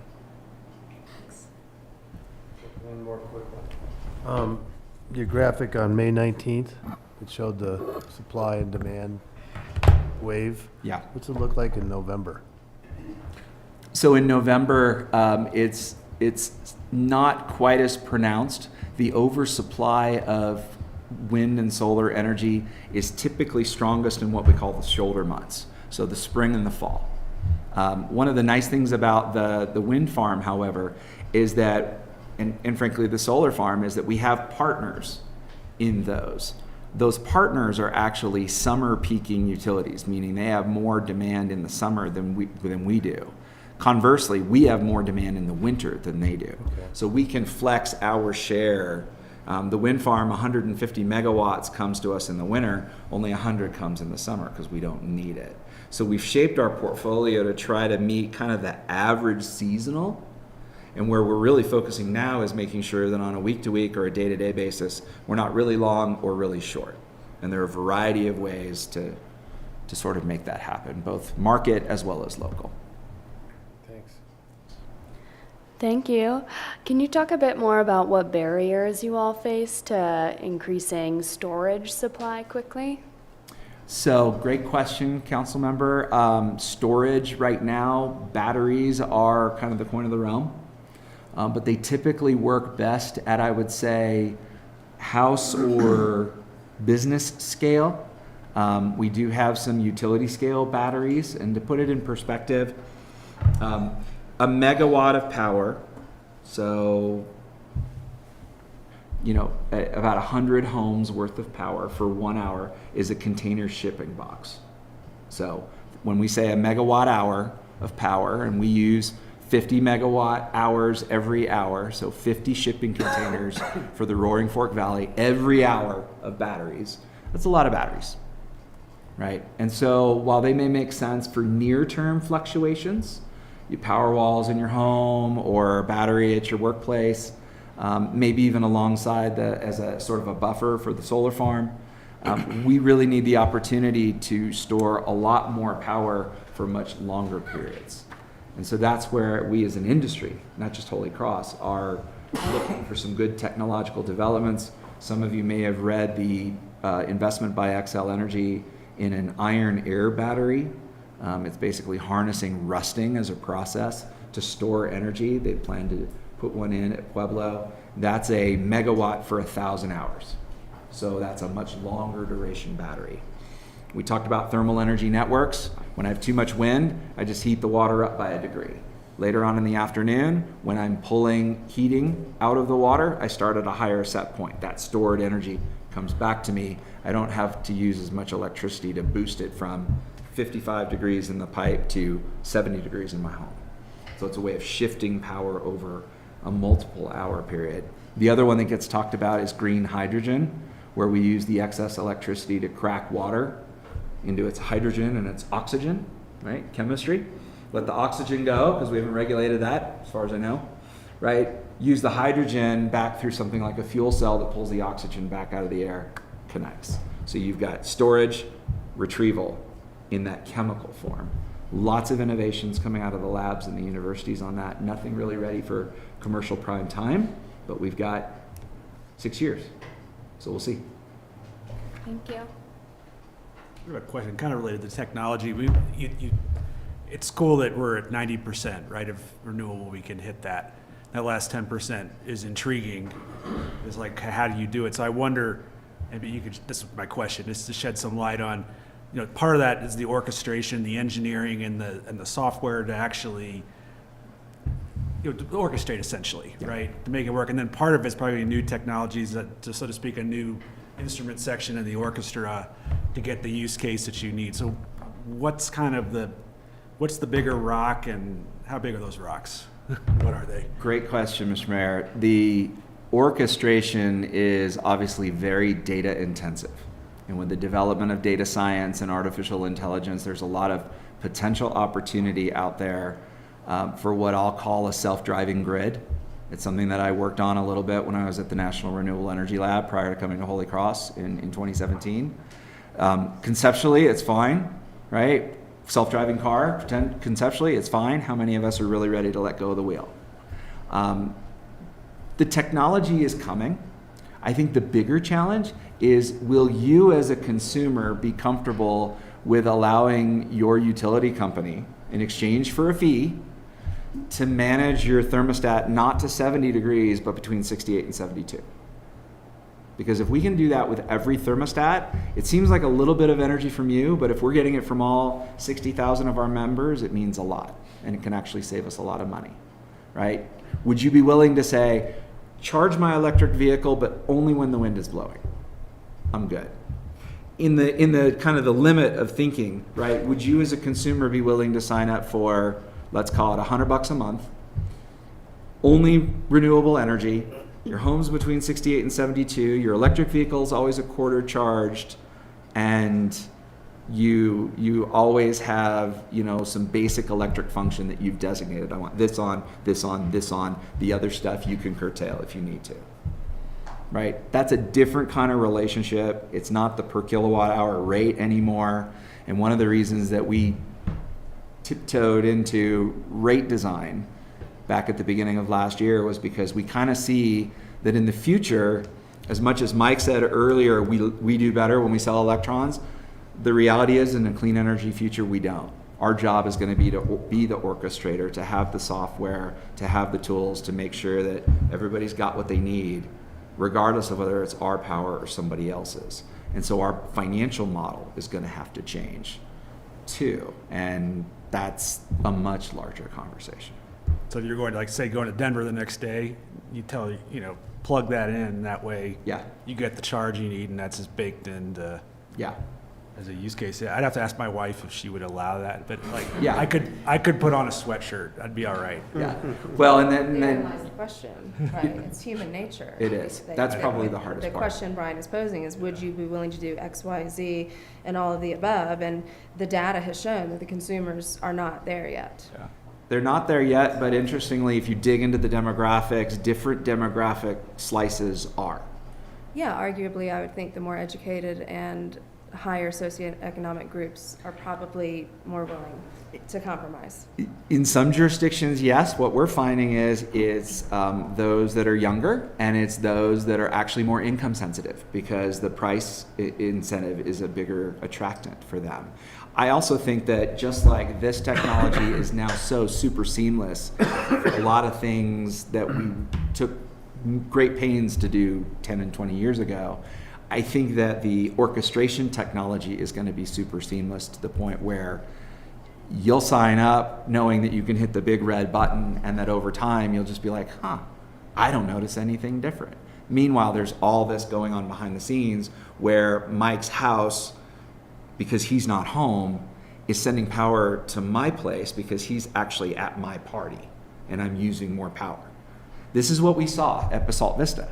We actually saw those 4 homes working together and being able to, at a single point of intersection to the larger grid, cooperate and manage their demands so that as far as the grid was concerned, they were smooth, even though each individual house had its own demand shape. Well, yeah, it seems like ideally in the future, a utility provider is not really a provider anymore. You're a software manager managing the technology amongst all of your users. Software, to exchange those electrons. Software, and I would say we're a grid operator. We operate the network, much akin to what the cellular companies do today with telephony. They used to sell phone service by the minute. Now it's a flat monthly rate plan, and it's pretty much all you can drink. So You're selling use cases and outcomes as a service. Yeah. Essentially. Yeah. And so we really need to be thinking about, because everybody will need the grid for all of their things. We'll need the electric grid, right? Unless everyone wants to become their own islanded microgrid of a home or a business at a much higher cost. There's an economy of scale that naturally comes. And so to maintain that grid, how do we fund it? How do we keep it available as a public good? Like, what does that mean? To me, those are the bigger questions at the end of okay, so now we've reached 100% carbon fuel free. We're working on some of the finer points of sustainability, but like, how do we continue to all have the right mix of roles and funding and do the things that we need to do? Yeah. It's fascinating. Appreciate the education. It's cool stuff. And we appreciate your support and questions. Good ones. Mike, what'd I miss? I don't know. I think you covered it. Well, thanks, guys. Thanks Thank for you. the opportunity. Appreciate it. And we'll come back anytime. So anything of interest to you, please do invite us back. We're happy to be here. Some of you know where to find me, too. Thank you, guys. It's good because sometimes we don't. Yeah, exactly. Yeah. Yeah, good. Thank you very much. Fine, Mike. Go on the golf course. All right. What do we have next? His wife feels like that, that's fine. Next up, item 6B, Basalt High School presentation, tobacco tax use update with Megan Hartman. Hi. If I you'd could, like. no, I just sat I've been sitting for, Okay. I don't know, an hour. I can stand.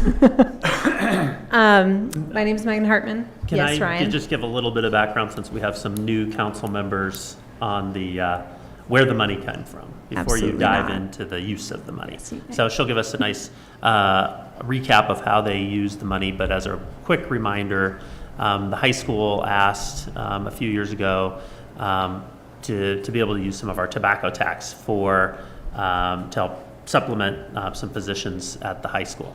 And so we had agreed to a 3-year give on that. And I think we've just completed our second year, if I'm not mistaken, so we'll be going into our third year. We have similar arrangements with the elementary school and the middle school, slightly different focus on those two, but nonetheless, we've been working with the high school, and so Megan's just coming to follow up and let you all know what they've been up to and kind of what results stemmed from the give of our tobacco tax. So thanks, Megan. Thanks for the introduction, Ryan. Can we go to the next slide? So we have worked hard this year to really work and ensure that Basalt High School is a place where all of our students, our staff members, our community members thrive. And by that, we kind of set our core values of being thoughtful, honest, responsible, inclusive, valued, and engaged. And so part of how we align the tobacco tax money is on how are we supporting our students and our staff members in thriving. So I'm going to start with what we did with our money this year and the data that I have to share with you, and then I'll talk about what we're looking for next year. So this year we spent 0.5 of the, let me actually clarify.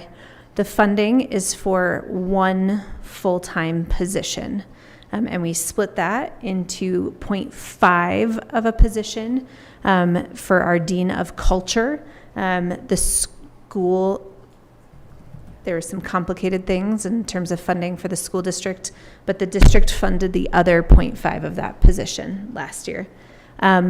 Also this school year, we transitioned from a 7-period schedule to a 10-period schedule. And part of that allowed, not only scheduling wise, but with the support of this FTE, to allow us to have Algebra 1 every day. So we doubled it up. So for example, a freshman takes one English 1 class out of their 10, but if they're in Algebra 1, then they have Algebra 1 every day. Which as a former math teacher, I love. Who doesn't want to do math every day? I don't know. Crazy people. But it's allowed us to support our freshmen or students who are repeating Algebra 1 by having that every day. So what is a Dean of Culture? What do they do? Our dean really worked on creating this positive school culture. We had a lot of focus on attendance, and that's going to be some of the data I shared with you.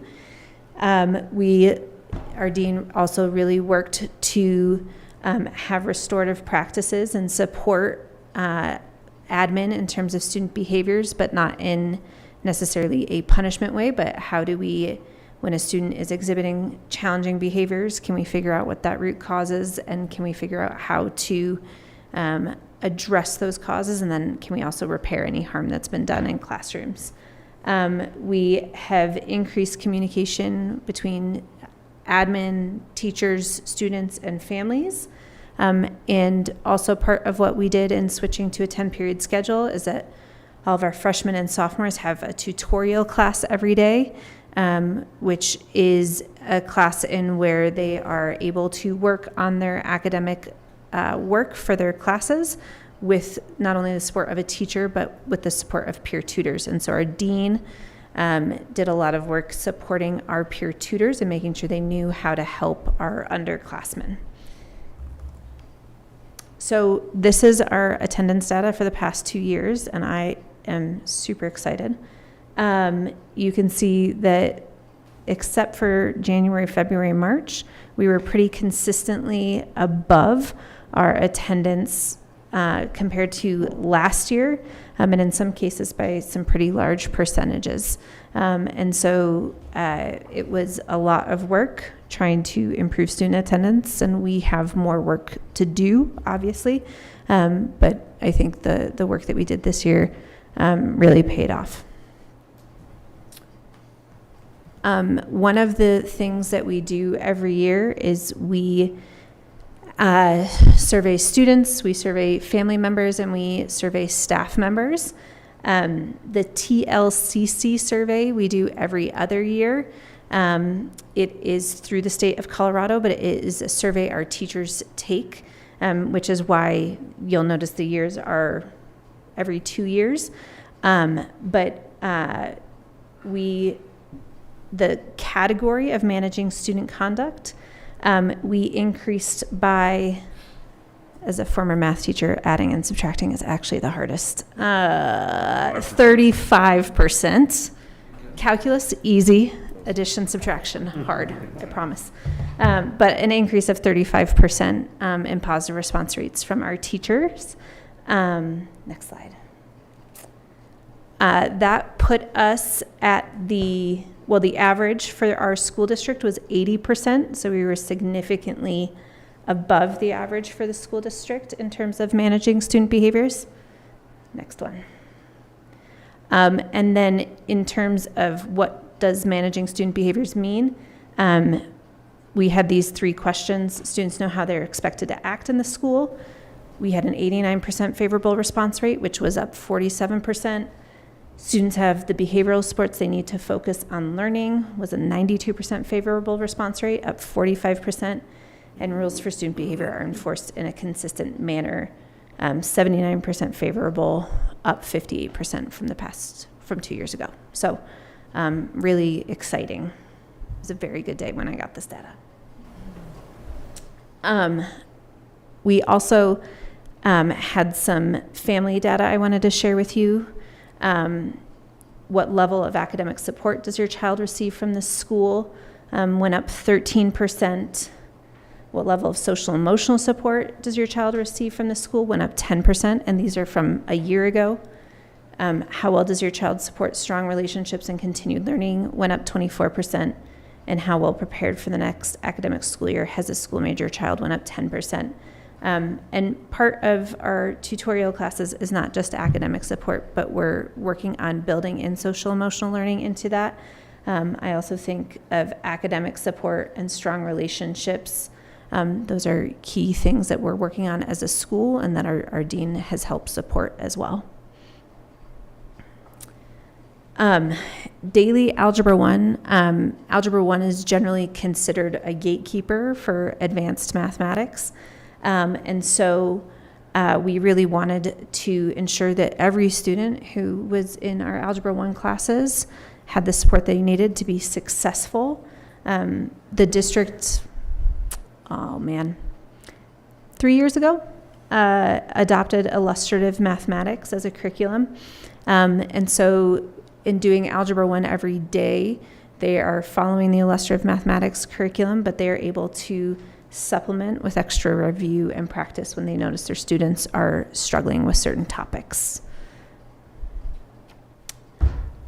So when we talk about concrete data, I think the best data is actually our standardized test scores. And it's always hard when you compare years. So I wanted to show you actually just looking at the same cohort of kids. So our freshmen take the PSAT 8-9 in the fall, and they also take it again in the spring. So in the fall, we had 26 students total who met the benchmark according to the SAT or PSAT. And in the spring, we had 35 students. So we had 9 students that we took from not meeting the benchmark in the fall to meeting the benchmark in the spring, which was an increase in 4% of our students. So we, again, still have more room to do there, but it felt like a decent number and growth. So next year, we're going to make some slight adjustments. And the reason is actually, the reason for the adjustment is that the 0.5 FTE for the Dean of Culture is now fully funded by the school district. So they ensured that every high school has a 1.0 Dean of Culture. And so that opened up a 0.5 FTE for us. We want to continue with the daily Algebra 1. We've made progress. We have more work to do. And the 0.5 is going to take, we previously had a 1.0 certified librarian position, and the certified salary schedule roughly a 1.0 certified is a 0.5, sorry, a 1.0 classified is a 0.5 certified.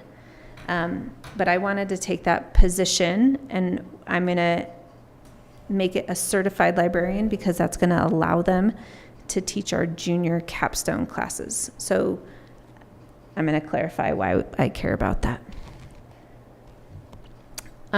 So when we look at the family feedback, there was a lot of feedback in terms of what are our opportunities for growth. Whether I looked at panorama data or my accountability meetings that we have, I hear from parents really feeling like their students need more information about life after high school, that we need to start looking at colleges and understanding the requirements for colleges earlier, that we need to support our students with the skills that they need to be successful in college. So not just like, what are the grades I need to get into college, but how do I survive and thrive in college? That we need to do a better job of really helping students understand what different career opportunities are out there, what their options are, connecting them with internships, and then also a desire for more SAT preparation opportunities. So when we went to a 10-period schedule, every junior has a capstone class and every senior has a capstone class. And that doesn't mean that they just have a class where all they do is work on this capstone, because they'd all be done within the month. But what we really want to do is use that as an opportunity to do a lot of college career and discovery work that is not only focusing on your college and career and your discovery process, right? But that capstone should be aligned to that. You know, your capstone project shouldn't just be this random thing that you're doing out there. It should be a learning process, but it should also be kind of aligned with your future goals. So one of our challenges this year was that our junior and senior capstone classes were taught by a variety of people. And so next year, my senior capstone class is going to be taught by our full-time college and career counselor. And our junior capstone classes are going to be taught by our certified librarian. And so it's not, her only role isn't a librarian, she's like a half librarian and a half, she's going to be teaching these junior capstone classes. And because I'm going to have one person doing that, I'm going to have a lot more consistency, and we're going to be able to really make sure that the college and career and discovery part of that class, that we're really able to provide that to every single one of our students.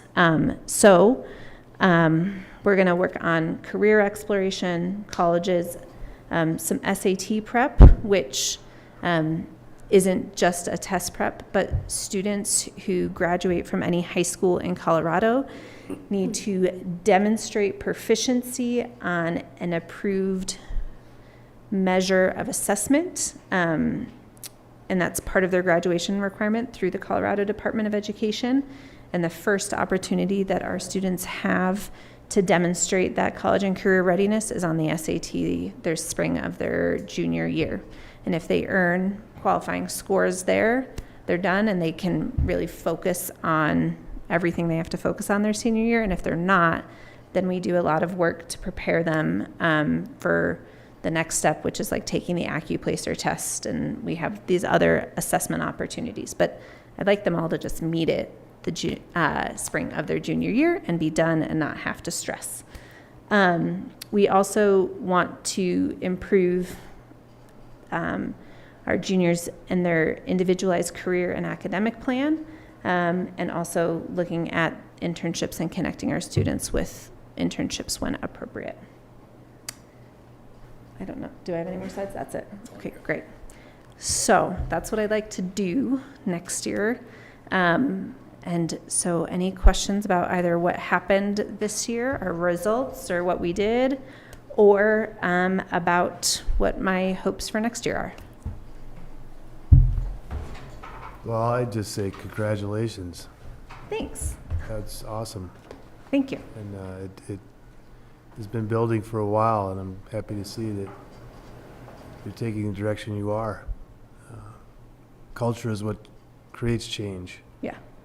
And I'm 100% behind it. Thank Support it. Yeah, thank you.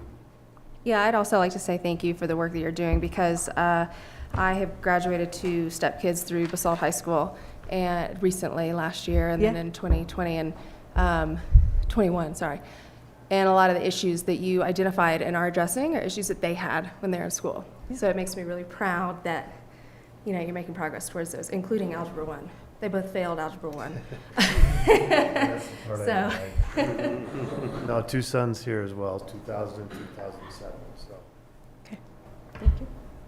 Yeah, the results that you're showing, the kind of in the scope of the Dean of Culture, is, Yeah. it's like a different universe, you know, as far as percentage increases, and I can't help but think that the rest of the district looked at like, wow, maybe we should make this a focus area, you know, get those kind of engagement scores, and it's pretty awesome. I think this is a great idea as well. I love the career exploration, like, you know, thinking about your future, thinking about what, you know, what energizes kids, what motivates them, help them discover that. I mean, that's, if there was a way to prevent, you know, addiction and things like that, like, that's it. Give somebody a purpose, help them find that. I think that's pretty amazing. So it's a great plan. Yeah. Yeah, I want to thank you also, just the touch points you presented, and it's great to see numbers and facts of, hey, this is what we did with the money, this is where the money's going, this is the improvement we've seen, and it also helps give you a roadmap of where else can be improved. I guess a bigger question, I think, would be maybe for Ryan, and probably not under your part of the tobacco grant, but I know we had some stuff with the extra stands that they were going to build. Is that going to come back to us in a different? Yeah. So there's not a ton of money, but there's a decent little chunk of money that would come back, and we could reconsider that as a group. And I'll come to you guys with some different ideas and thoughts about that, and be able to, put that to good use. But that'll take a little bit, because I think they need to. I'd like to see them finish the portion of the project that they are going to carry through with, and then we'll kind of know what that final amount looks like.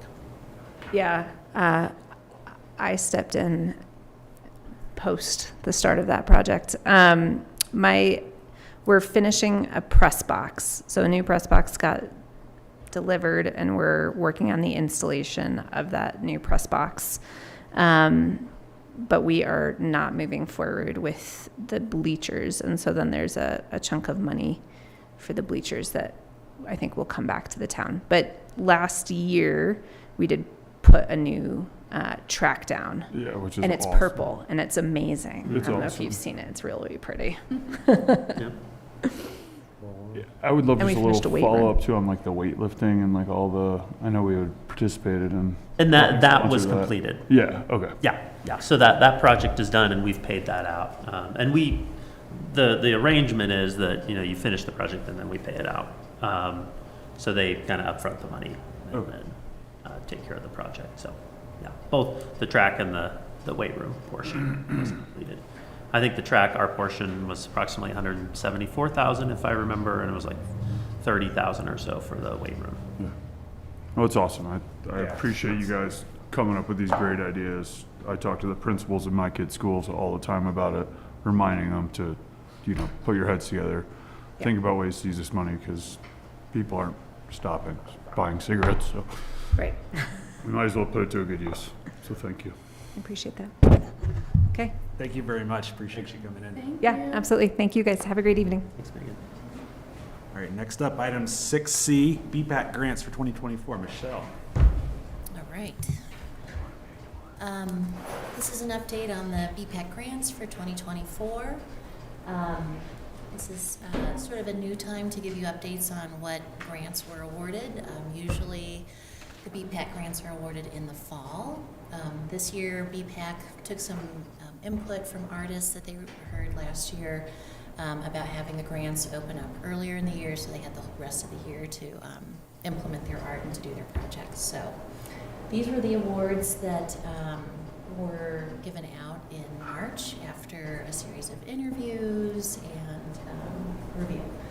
I think what's really exciting here is to understand that we had 13 grant applications, and historically we've had maybe 5 or less. So we're doing the thing that's in our master plan, is we're putting Basalt on the map as an art community.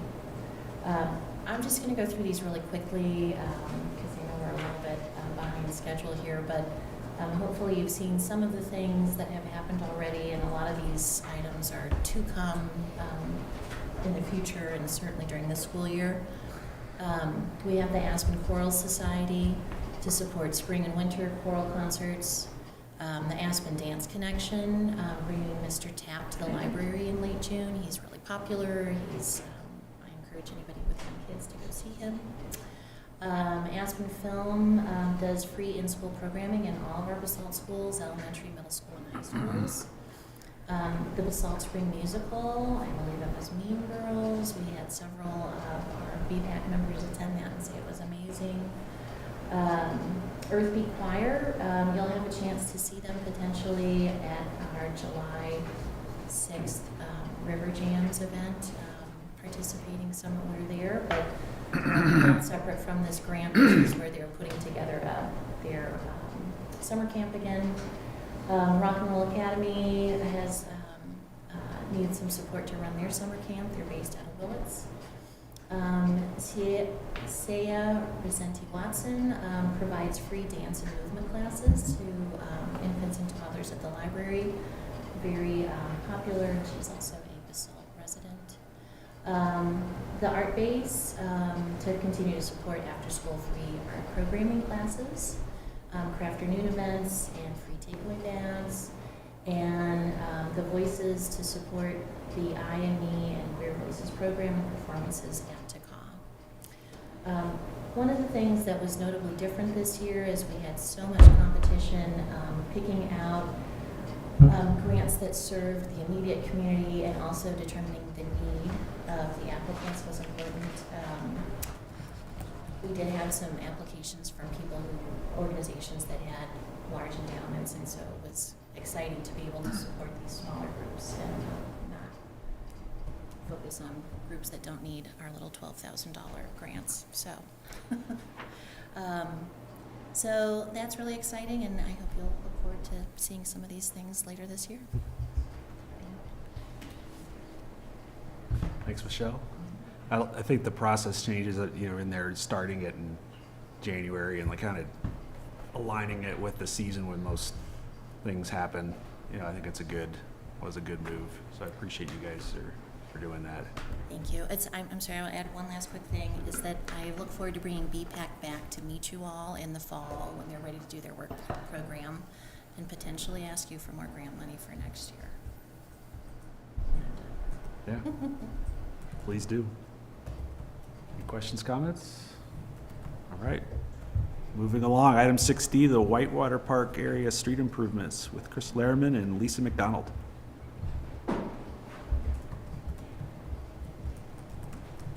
May we pull up one more chair? Of course. Great.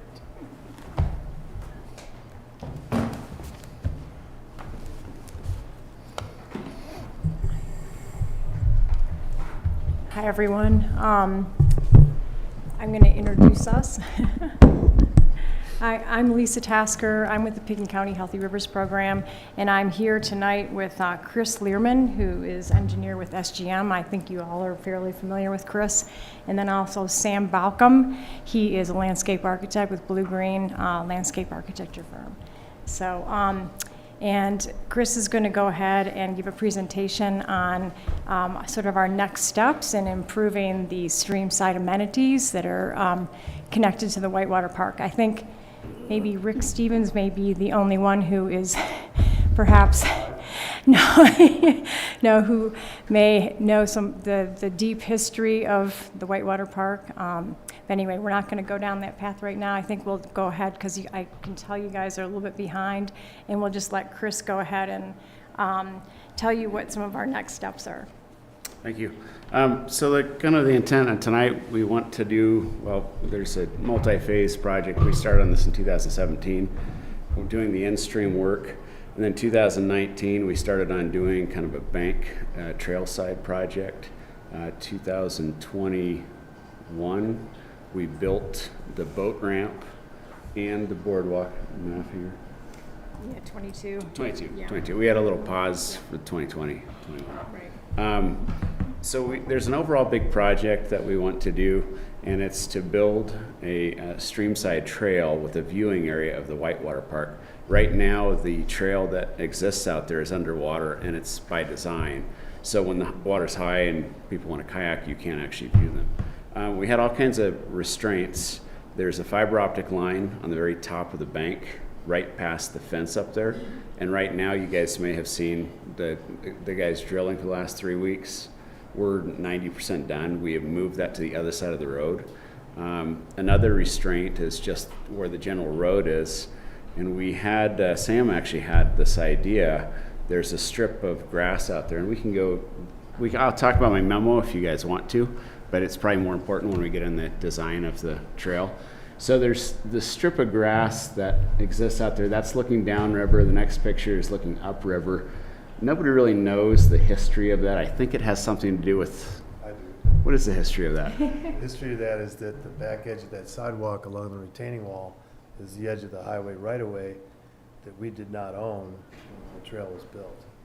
So we designed that sidewalk to accept curb and gutter, but we wanted to keep it over into the edge of the right-of-way as much as we could. It's right on the back of it's right on the edge right away. How did the grass strip ever get there? It was just a remaining piece of dirt that was there that we left landscaped because we didn't have the means to move the road over. So that's why it's there. So that piece of little real estate that's there, the town maintains, but it's not actually irrigated by anything. Well, it is, but it's irrigated by the HOA properties. It's just overspray, and that's how it's green, but the town has to maintain it. And what we would like to do is we'd like to eliminate that green strip and move the road over. And it starts basically, if you can, the Whitewater Park parking area, the parking lot right there, the road would be in the same position. And then as you go upriver, we would start to move the road 5 to 7 feet, 8 feet in one area. And it moves back the whole slope to where it's much easier to build. There's much more room to build on. And that's what we are asking for. We have attended TRC 3 times. We met with police, fire, public works. We refined our drawings till we got everybody's satisfaction, at least to the best we thought we could. And that's why we're here tonight. We can talk the turn lane. So I've got a memo that kind of outlines what we did. The first memo, the first bullet point, there's a wiggle, and it's where the turn lane is. The lower picture, you can see it. We minimize the wiggle to the best we can. In fact, our proposed road actually matches edge of asphalt, and I'm talking the turn lane going towards Aspen. That is the first thing. The turn lane into that same turn lane into Elk Run, we actually increased it 63 feet to 100 feet. And police had a concern of just queue length, so now you can queue 5 cars there. The down valley turn lane into Elk Run, we kept exactly the same. There's an emergency parking area that has been part of this project the whole time, and there's a emergency access trail. And we've been planning to build that for 2 or 3 years at the request of fire department. Right now, that portion of the project is out to bid, and we're hoping to go to construction of that this summer. But it's off the road, it's on Pitkin County property, and Pitkin County has a grant through Great Outdoors Colorado that funds it, that expires this year. And let's see. That's all I have. We had some drainage improvements. Right now, that area of grass on one side of the sidewalk is a retaining wall, and the other side is grass. And so Public Works requested an area to plow snow to. So we put in a swale that'll have river cobble for that to go in. And what questions do you guys have on this project? Probably quite a bit.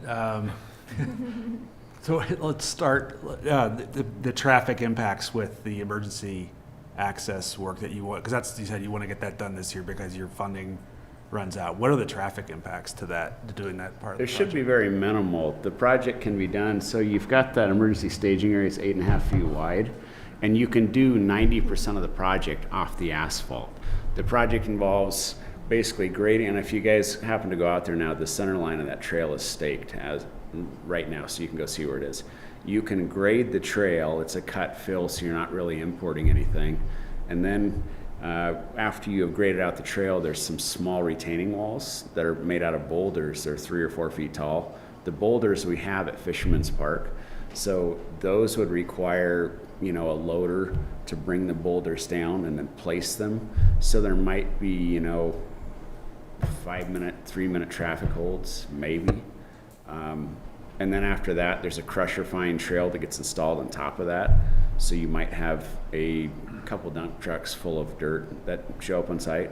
But the intent is not to actually come back and ask for any more than just maybe a flagger or two while they're moving materials.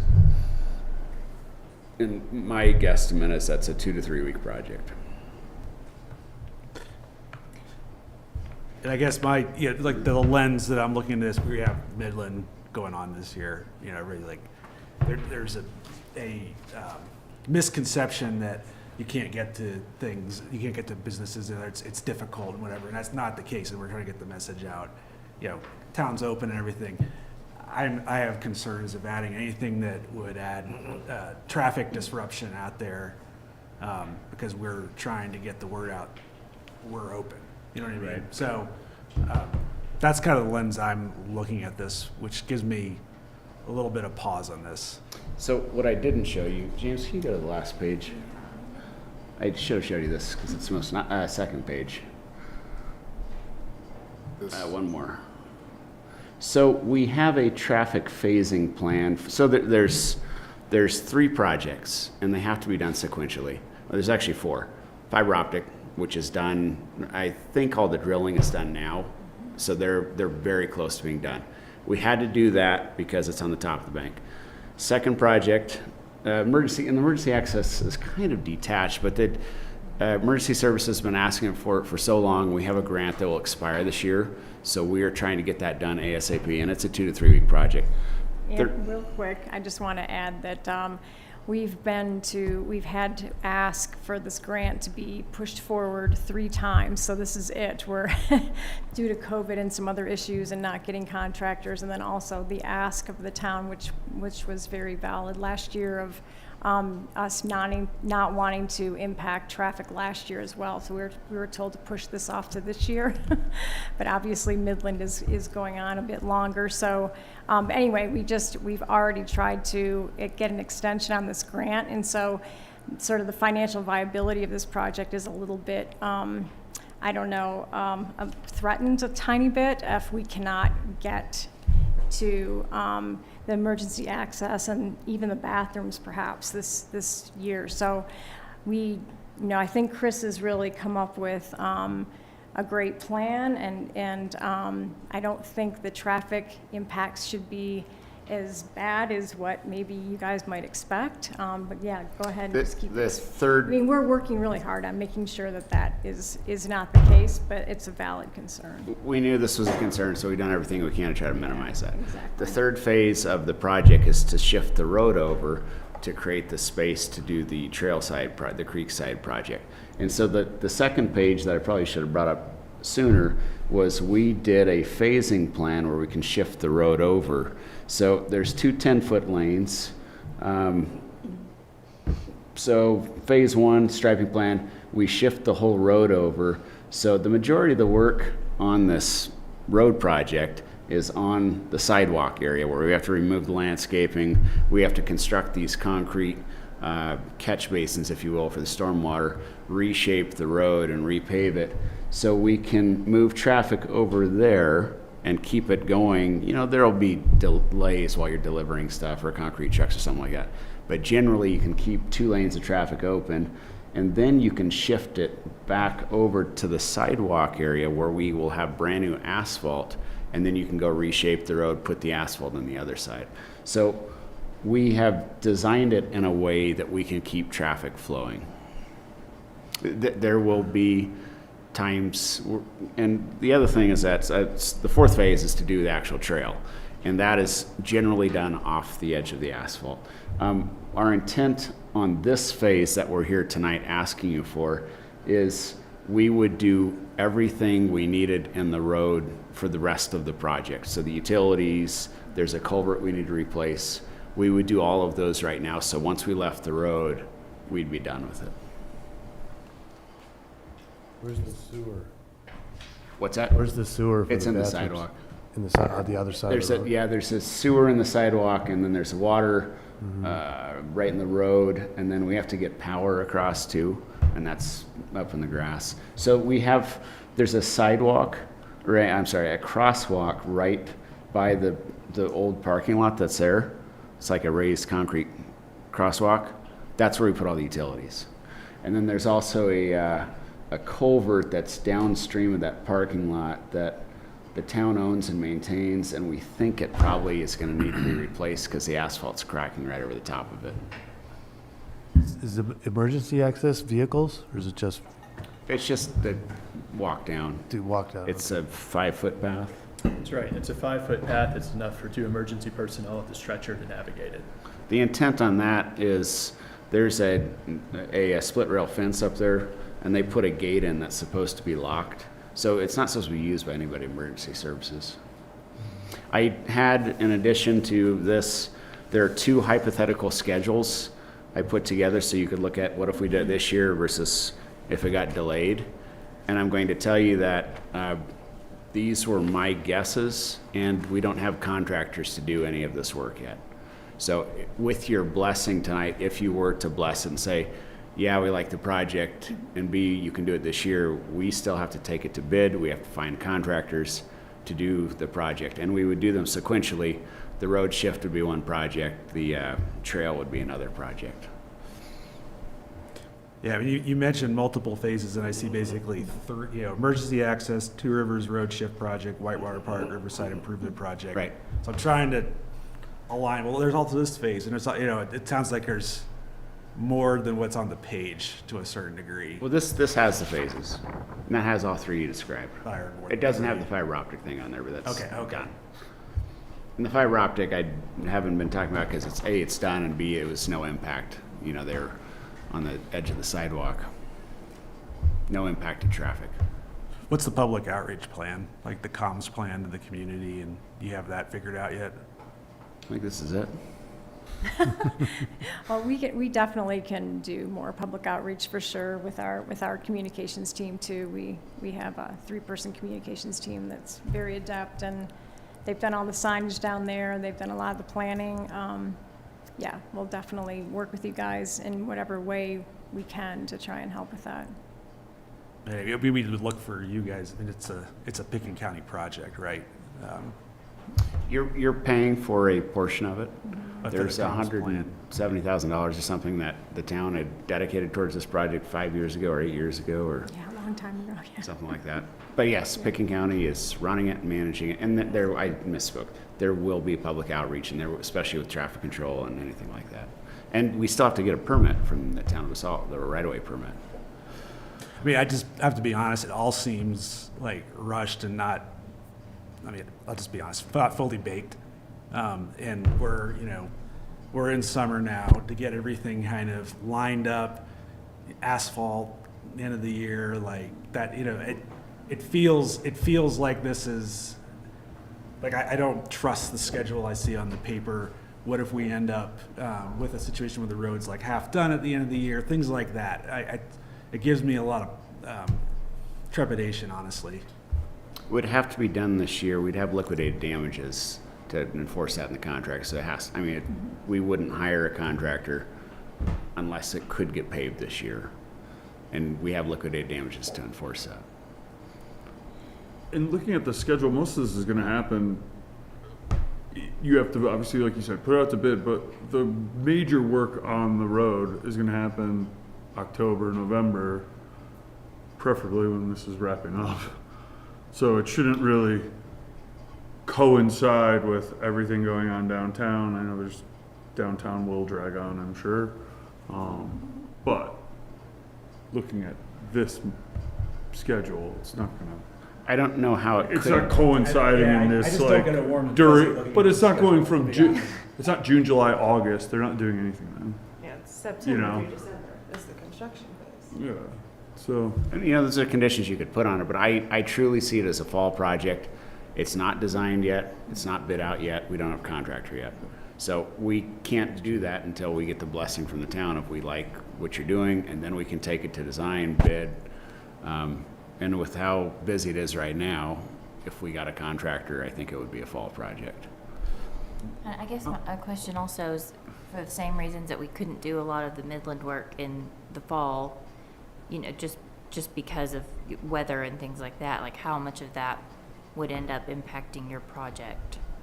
Well, the only in thing we these can't. months? Like, do you have any insight into if that's a good time of year for The this? weather?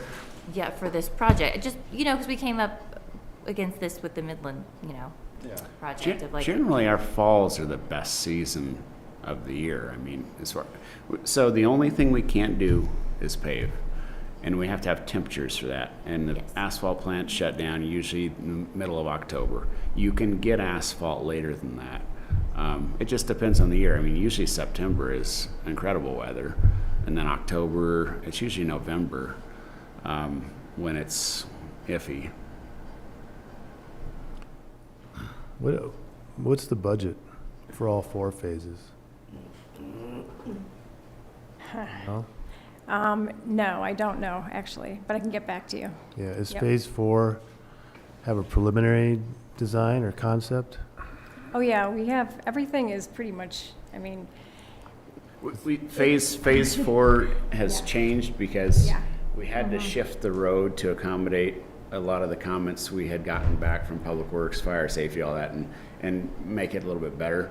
We are waiting for the blessing of we like that project, and then we have to go back and retweak the landscaping. So nothing's at a construction level yet. We don't have details with elevations.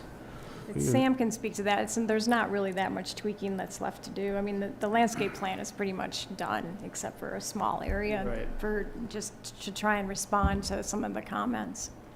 Yeah, well, is it traverse the steeper section of the slope?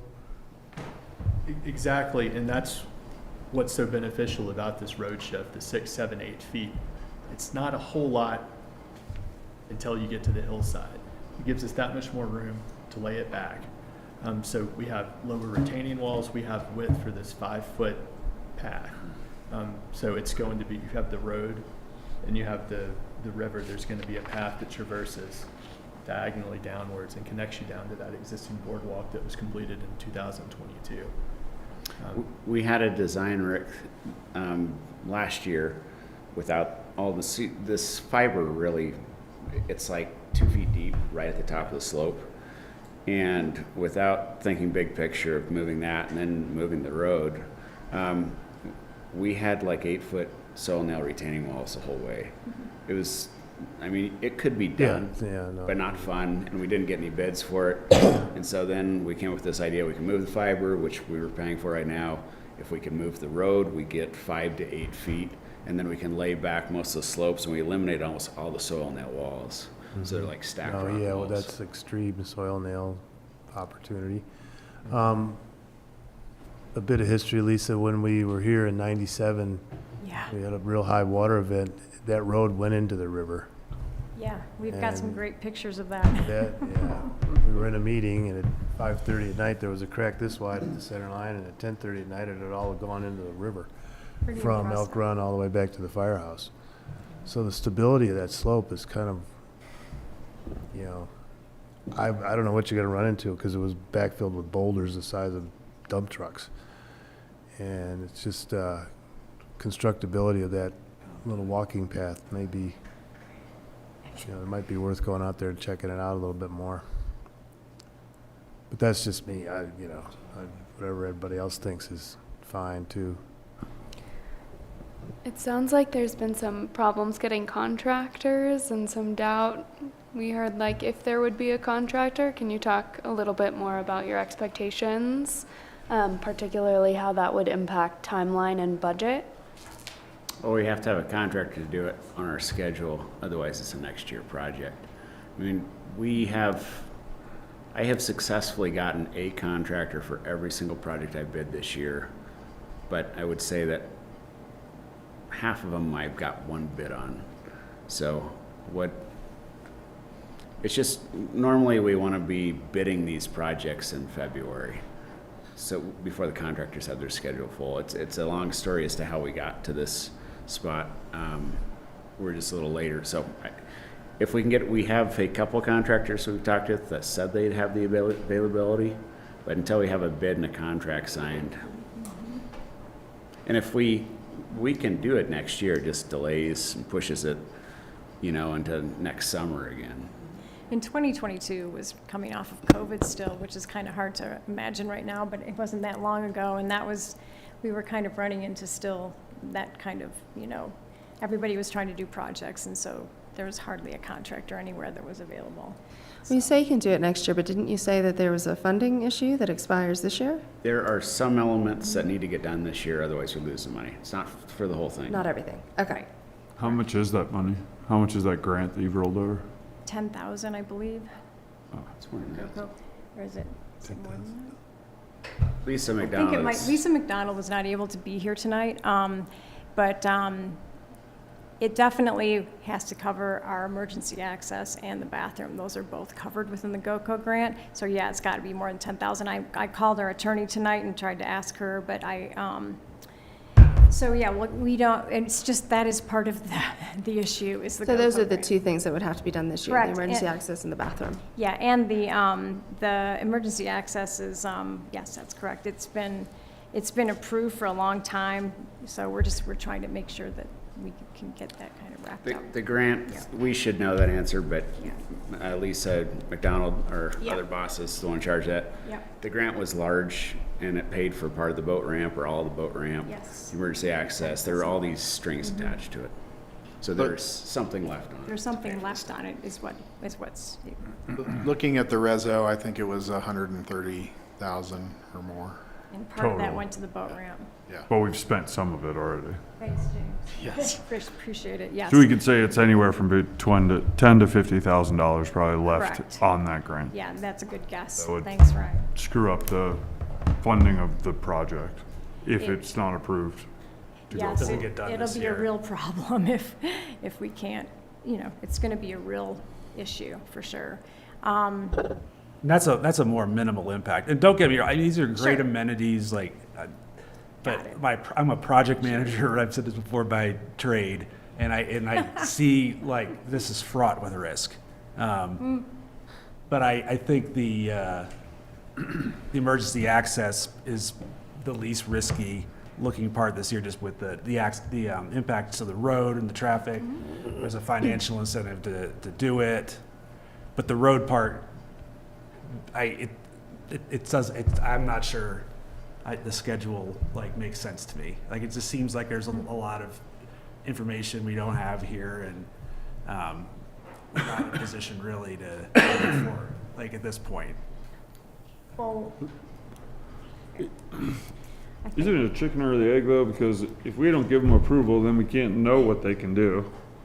And they still have to come back to us for approval after they get a contractor, So what's don't the they? go, no-go, what's the go, no-go scenario then, as far as I mean, this year? I feel like, at least Well, in, before we go on to that, to your point, what's the go, no-go decision-making process for do we, Like, you do we guys pick and already choose? bids, and then when do we make the call whether we're gonna continue and actually impact the road or go to next year?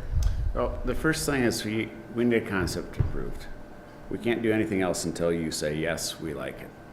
And then once the in my opinion, we've worked out all the kinks with staff and everybody who had an opinion. And at this point, it's either you guys like the project or you're not. So it's a yes or a no. And then if it's a yes, and you need to give conditions. So after you say yes, then we go to full design on it. That won't take a huge amount of time. It'll take our company probably a week or two. And then we have to go through a bid process. We can go through the bid process. We can not hire a contractor. We can get a bid, evaluate the bid, evaluate the schedule. You guys could have an input on that if you wanted to. Or you can tell us what your conditions are. It's got to be done this year. I mean, in my mind, well, in my perfect world, we find a contractor, we do it, and it's done by October 15th. And the LDs start on October 1. So you have substantial completion in October 1, and then final completion by October 15th or October 30th. So, Mr. Mayor, I see Before you go, Angela, I want to keep the order of operations. Thank you, David. I was going to say, in my opinion, the Whitewater Park, the whole project from when it started to now has kind of seemed half-baked, right? Like, it's clear that it's not quite done. And so I would love to see it completed, which this, seems like it would do. So I understand the concerns about traffic and about timing and about all of this, but I also have worked with SGM. I have full faith that your team can put the design together quickly, has the contacts to get the bids, and to bring someone on board. So I feel like we should allow you the opportunity to at least take those steps.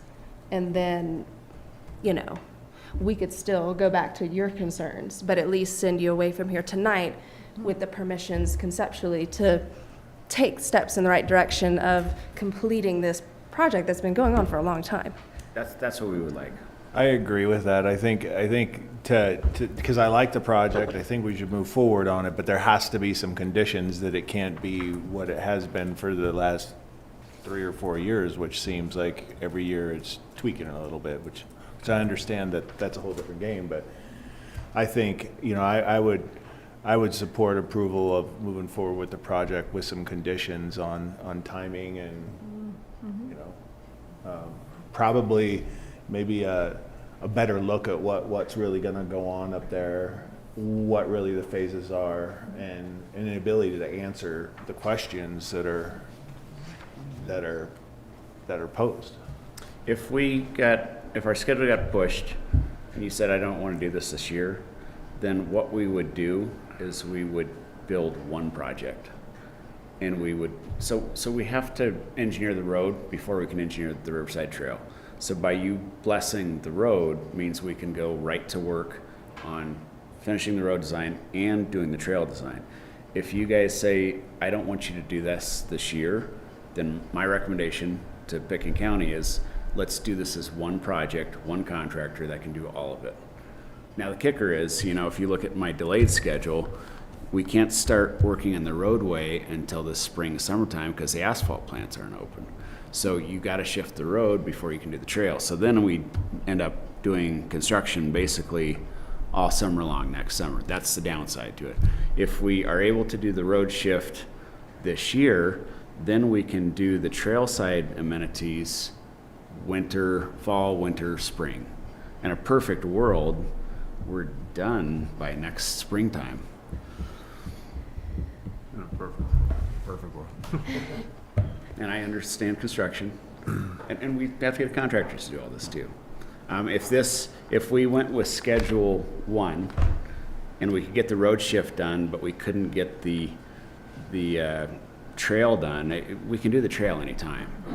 Generally, most of the work is off of the roadway, and the roadway is done. I mean, the only impact you have on the roadway is just the staging, materials, equipment, stuff like that. I think we say move forward. I would like to say move forward, but they got to come back to us with, what the bid is, a final design, as frankly as reasonable as possible. And at that point in time, we'll decide if it's too late in the game or. Because to me, if this is any kind of accurate, I doubt they're going to start before October. So I feel like, hopefully Midland will be on its final stages then. I think we have to have some kind of phase gate review process with this. And I would ask if staff can help us define criteria, knowing what our appetite for risk is and that we want to minimize it, mitigate, but we still want to get the project done. Can staff help us come up with some phase gate criteria so that we, they have big high level milestones. You guys should elaborate on that. give us more information, like make us comfortable with the plan, but with some kind of phase gate criteria, so you guys can come back to us and say, okay, we went and got a design. I mean, I don't have your job, but I come back with the design. Here's what the next steps are, and like, does it pass what we agreed upon previously? Then we move on to the next. And I think a red line for me though is having that road impacted, not like with a dump truck putting fill down there for a couple minutes a few times, but like if we have like reduced to one lane with a flagger at the same time we have the stoplight and the flaggers over here, that's a red line for me. I don't know how the rest of you all feel, but I don't want to have two roads impacted in East Basalt like that at the same time. Well, I think two things. One thing is that if we have a chance of making the schedule work, we have to go to work now to get design, bid, all of that. And what I'd ask is that the next schedule that we'd want to present to you isn't from me, it's from the contractor that's going to do the work. Because this is my guess. But until we have a contractor that says, here's my schedule, you know, we can do all the liquidated damages and all that we want, but until the contractor gives us the schedule, and then we can come back and present that to you, and you can say go or no go. Is the grant jeopardized if you phase part of it in this fall and continue next summer? Or if you start this fall, do you get to keep the money in your fund? Do you have to complete or break ground on the Yeah, what's the criteria? emergency access to the Lisa's our bathroom? grant person. Yeah, Lisa McDonald is our grant person for sure. But I have a feeling that we probably at least have to be started. And yes, let us look, Rick, and get back to you all. But yeah, and I think what we're trying to do, you know, obviously, is we're just trying to get sort of the approval to move forward so that this design can go forward and we can go to a contractor and just see if we can get this next step moving as far as moving the road. And I think the contractor too, Mayor, would have a more concrete idea to present to you about the actual traffic impacts, more so than this team would. So if they can get They can it in the provide hands, the construction design in management hands of a contractor, they have to design the construction management plan and all of that the county's going to require, and it's going to include those, you know, answering, I think, the questions that you have. What kind of commitment do you guys have to make to get to that point where you could provide that information, like to it? You know, What do you mean? like engaging with a contractor, I mean, in design, and like, how far do you have to go to get to that point? We have to fully design it, we have to fully bid it out. We have to have a contractor provide a proposal to do the work. And then we can evaluate it and sign a contract or not. So I guess, would you be able to bring that to us before you make a commitment to them that you're gonna do the work? I think that's what we're agreeing to. Yeah, I just wanna make sure you. It's saying, once we get this proposal, then we share it with you, and then you say yes or no, and we sign a contract. Can you guys help us with this? Yeah, and I'm listening to all the council here and trying to accommodate the two things of, one, the timing of getting this done, is that there is a time element into the fall in which this project is only possible to be done, versus the impacts of to the road in conjunction with Midland. And those two things are really working against each other. And so the more steps we put in the process of review and approval from council, it might only delay the project, which I don't know, maybe that's okay, but that seems a little against the goal of getting this done so then the project is complete, that I think everyone's been waiting for years.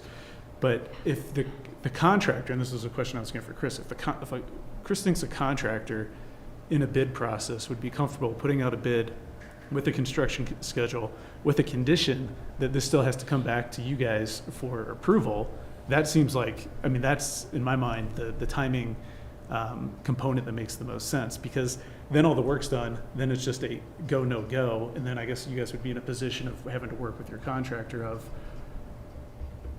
we're ready, but we need to rework the timing on the project. Is that fair?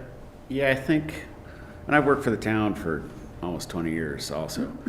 In my mind, you guys give direction to staff of what your criteria is, so that when we get this bid or schedule, we can work with staff and say, does this work or not, and we can quickly move. I mean, if it was me, I would say it's got to be paid by October 1 or October 15th. Yeah, Because for me, that'd be a no-go. If you can't get it paved this season, then you can't do it. Yeah, because you don't want the road torn up and then you can't pave it. And then, I agree. You know, and we need some help. Like, I don't know when the asphalt plant opens, and I mean, that's outside my area of expertise. Well, they open in May and they close in the middle of October. There are ways around that. You can go to Rifle or Grand Junction to get asphalt. I mean, we paved in November in snowmass before, so it is possible, but you got to have the right weather. I wouldn't want to award a contract with a schedule that said they were paving in November. That's like an emergency thing. So I think of it in terms of outcomes. Like, we don't want the road torn up over the winter. We don't want, I mean, unless you guys disagree, right? We don't want 2 one-lane, closures happening on 2 different roads right here at the same time. Those are outcomes that, like, I want to see. I think that those concerns, as far as layering, road impacts on Two Rivers Road on top of Midland is a big and a valid concern. I also feel like there's something to be said for ripping the Band-Aid and doing just that and getting it done. And then next summer, we're not dealing with another public outreach and another, well, that's open, but now this is, it's almost like, again, it's just food for thought. It's Colorado, though. There's something always. Yeah. Well, exactly. But, I mean, why not? We have the River Park done. We'll have Midland done. We'll have the Whitewater Park done. I mean, like, it's just, I feel like the sentiment in this town is like, let's just get it done. Right, because you're gonna have the BCC project is gonna start taking shape, and it's do Clark's. Yeah. And that's a whole. So there's no motion or anything here. How do we move forward on this? Is it thumbs up, thumbs down? I think it was really looking for direction from council. And if you want to formalize that, then you can certainly do that. So I think we could have a motion to direct staff to approve the project moving forward, but also to guide staff that the project shouldn't commence unless it could be completed this year. Is that what I'm hearing from everyone? And I don't want it to go, I mean, I don't know if there's 3 other counselors who don't want it to be going the same time. Yeah. But I'll be blunt, like, I don't want it to go during the same time. I don't want to rip the Band-Aid in that fashion. So what then is your definition, Mayor, of going at the same time? So if, as he's saying, if they're not even going to go until unless it can be paved by mid-October, that is the same time as Midland, because we're not expecting Midland to be completed by mid-October. I don't want two roads that are partially closed at the same time. And I don't, So then it's a I think the scheduling question question. is that would not be, so we'll need some consensus here from everyone. Yeah. Or majority opinion for direction to staff on this. But I don't know where that sweet spot is, or if it's even possible that Midland can, or I'm not the construction expert, but if Midland can be done at a time that, where that's not closed, where this project could still happen during a fall construction season. I don't know if that's possible or not. Well, and I think Midland is not scheduled to be completed until December. So it will go through. There will be some form of construction. I don't know that I can answer today whether the lane closure will still exist. I think what we're hearing from these guys is there won't be lane closures. It'll be two-way traffic. The way that you've designed the phasing on it, that it's going to go from essentially the north side of the road to the south side of the road. And while one side of the road is occupied with construction, 2 lanes of travel will be open during that. That's the intent. There are exceptions to that, like when you do the utilities cross the road or the culvert or whatever. I think the other thing to consider is that you're comparing apples and oranges with projects. This Midland project, they're building small bits at a time and they have to by design. when we pave this Two Rivers project, it would happen in probably a week. You know, because they can pave full lanes, the full length of the project, where in Midland, I'm expecting they'll be paving many times, right? Yeah, they're gonna incrementally pave and then do Just one because they always full have to keep something pave. open. They'll do one finish lift at the end. Right. So you say, like, I heard you say 1 week, and I was trying to reconcile that with the up there construction phase, which is 4, 5, 6. I was just talking about the paving. Paving, I think, is You- part of the construction. And I probably, let me think about this. Rick, you can help me out, but we would shape one side of the road and pave those 2 long lanes, and then you'd probably have to pause, reshape the other side of the road and pave the other side. You're talking about removing asphalt and regrading and creating drainage, because that's kind of the issue along that sidewalk, is there's no Right. place to put it. Right. So the cobble. You gotta idea take is- it off, Yeah. shape it, But and then the- repave it. The thing and I apologize for the history that I have, which was unfortunate, I didn't ask for it. But the amenity itself was a recreational and stream diversion, and it was gonna be a whitewater park. Some of the delay has just been making sure that the whitewater park was constructed in an appropriate way for that area. And I think it got rebuilt a couple of times over the years. It kind of slowed all the progress down on the rest of this. The concern I have for the general public is the amenity itself doesn't need to have more attraction built into it. It has enough already notoriety at some level about where it is, what it is, how you use it, when it's utilized the best, and, you know, all those kinds of things. There's got to be an operating principle applied to that section of the river, in my opinion, that defines its classification as a recreational amenity.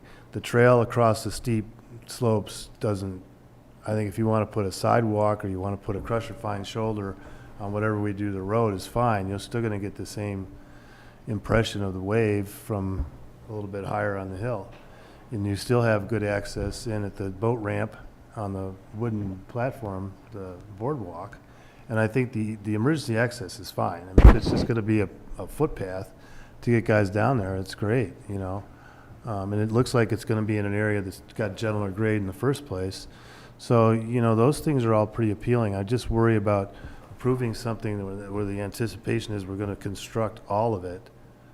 And that's going to be the complete project. There may be a phase that we bump up against, like that trail paralleling between the road and the river, that is just going to be difficult. And if it's at all marginal, then it's not worth doing.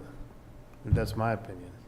Well, we intently didn't put the trail at the top because we didn't want people standing right next to cars. Right, I get that. So the trail is down below to protect them. There's these little viewing areas where you can hang out and watch a competition or whatever. No, that was what was proposed prior. I'm not sure about competitions and all those kinds of things yet, because that hasn't been happening. So whether they will or not, who knows? So those observation decks, platforms and things were just kind of a aftermarket kind of amenity that maybe all we really needed was a place just to walk along and really not hang out there too long. There's other places to watch it, so that's just my.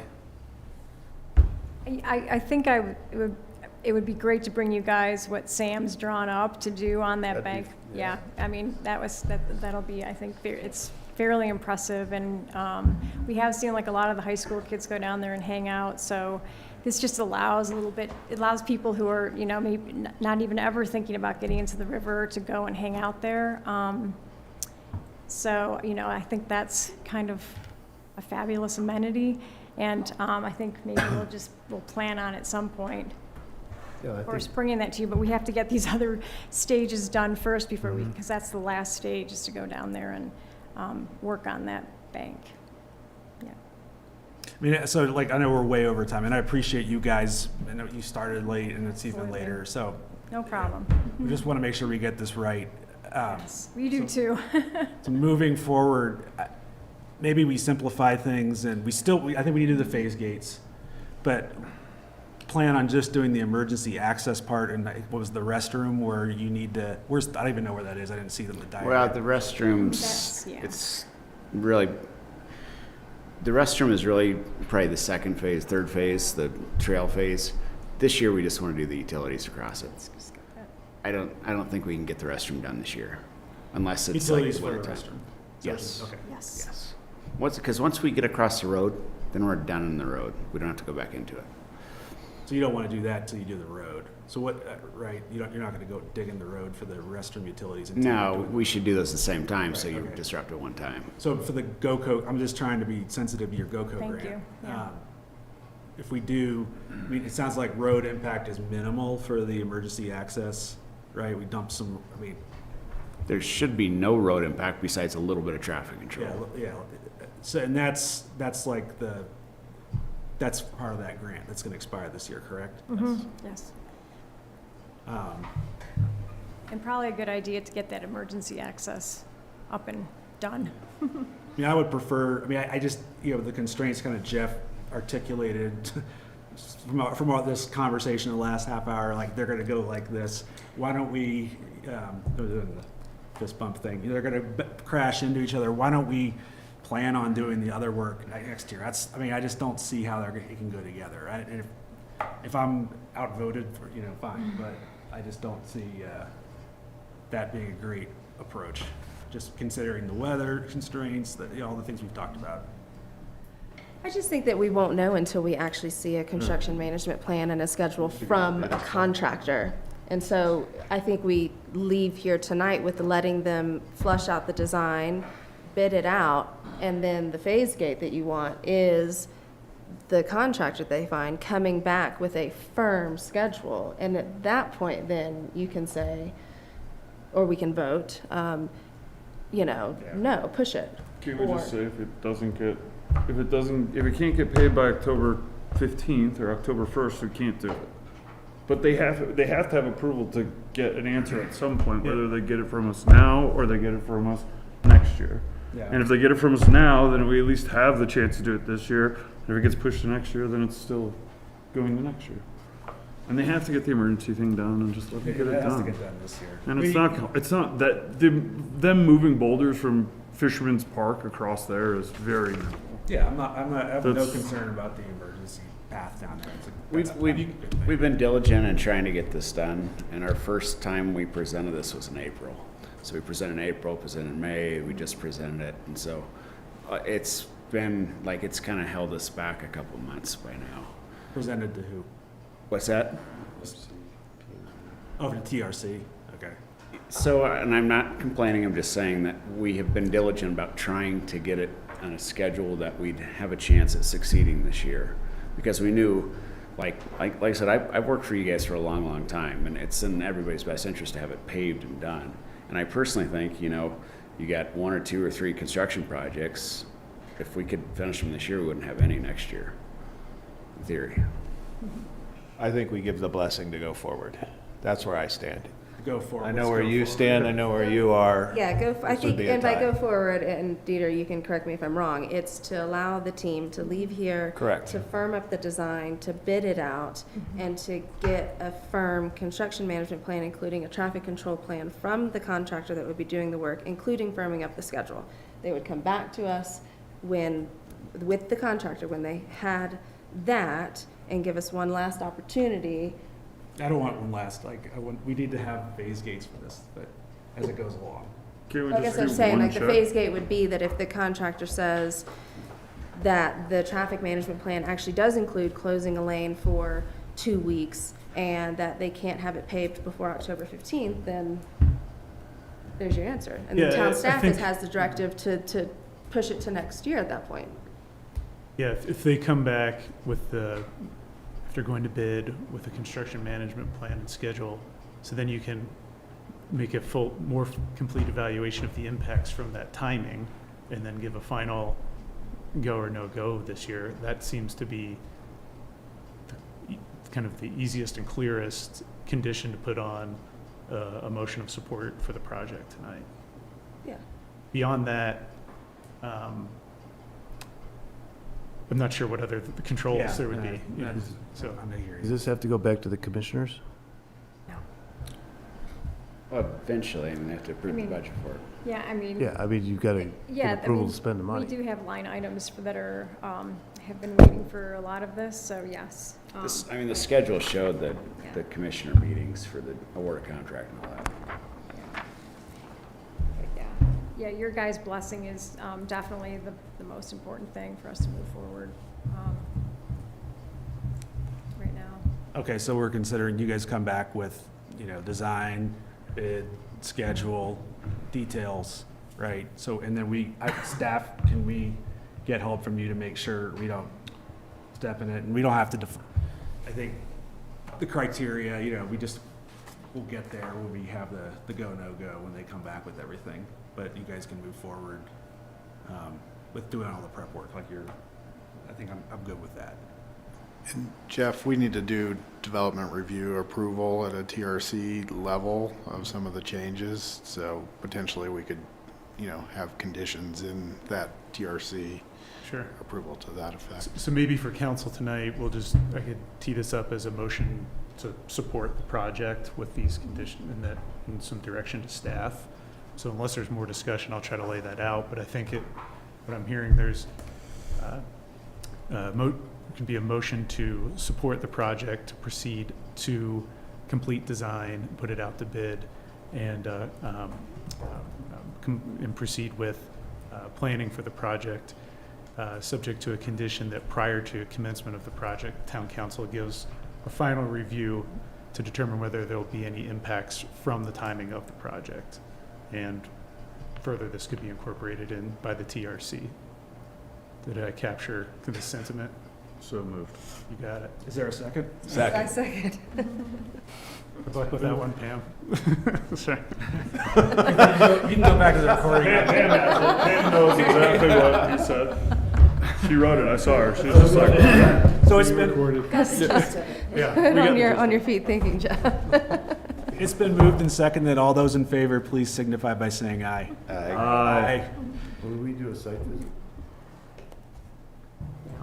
I'd be up for that. That's a good idea. Thank you guys so much. We're trying to make sure we're balancing. Absolutely. I totally David get hates it. construction.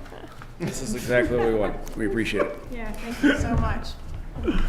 It's going to be a cool project. And I think the trail connecting I along the think rivers. so. Yeah, it's right now it's just a big dream. We're hoping to Boardwalk is done if you get haven't past been the out dream. there. It's super cool. Yeah, it took a while to get the CO, but the CO's there. It's open. Awesome. Thanks. Thank you. We need to promote him. Thanks, guys. That was a good one. So did they come back to you? All right. Okay, Good Doug. outcome. Will those guys come back to you? Good comments. It's all up to you now. Follow that, right? There you go. All right. More Yeah, fun. that was the warm-up act for. More fun when we all don't agree.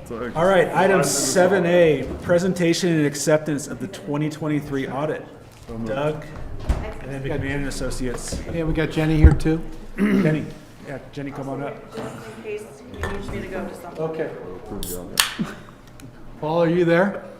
There he is. I'm here. So I didn't tell you you were last tonight. Had you a little earlier today. Hello, everybody, Mr. Mayor, council members. We have today just our, for your consideration, the approval of our financial statements for the calendar year 2023. The draft of the statements were submitted to you guys earlier in the day. A lot of material to go through. I will say that it was a very smooth audit. There's no disagreements with our auditors. There's no material findings in the review. The layout of the actual statements is my introduction. I do a little bit of a financial analysis called the MD&A, Management Discussion and Analysis. And really the numbers are the minority of this report. They are really in C1 through C9 of the attachments, and then there's required disclosures and supplemental disclosures and footnotes, whatnot, that make up the lion's share of the report.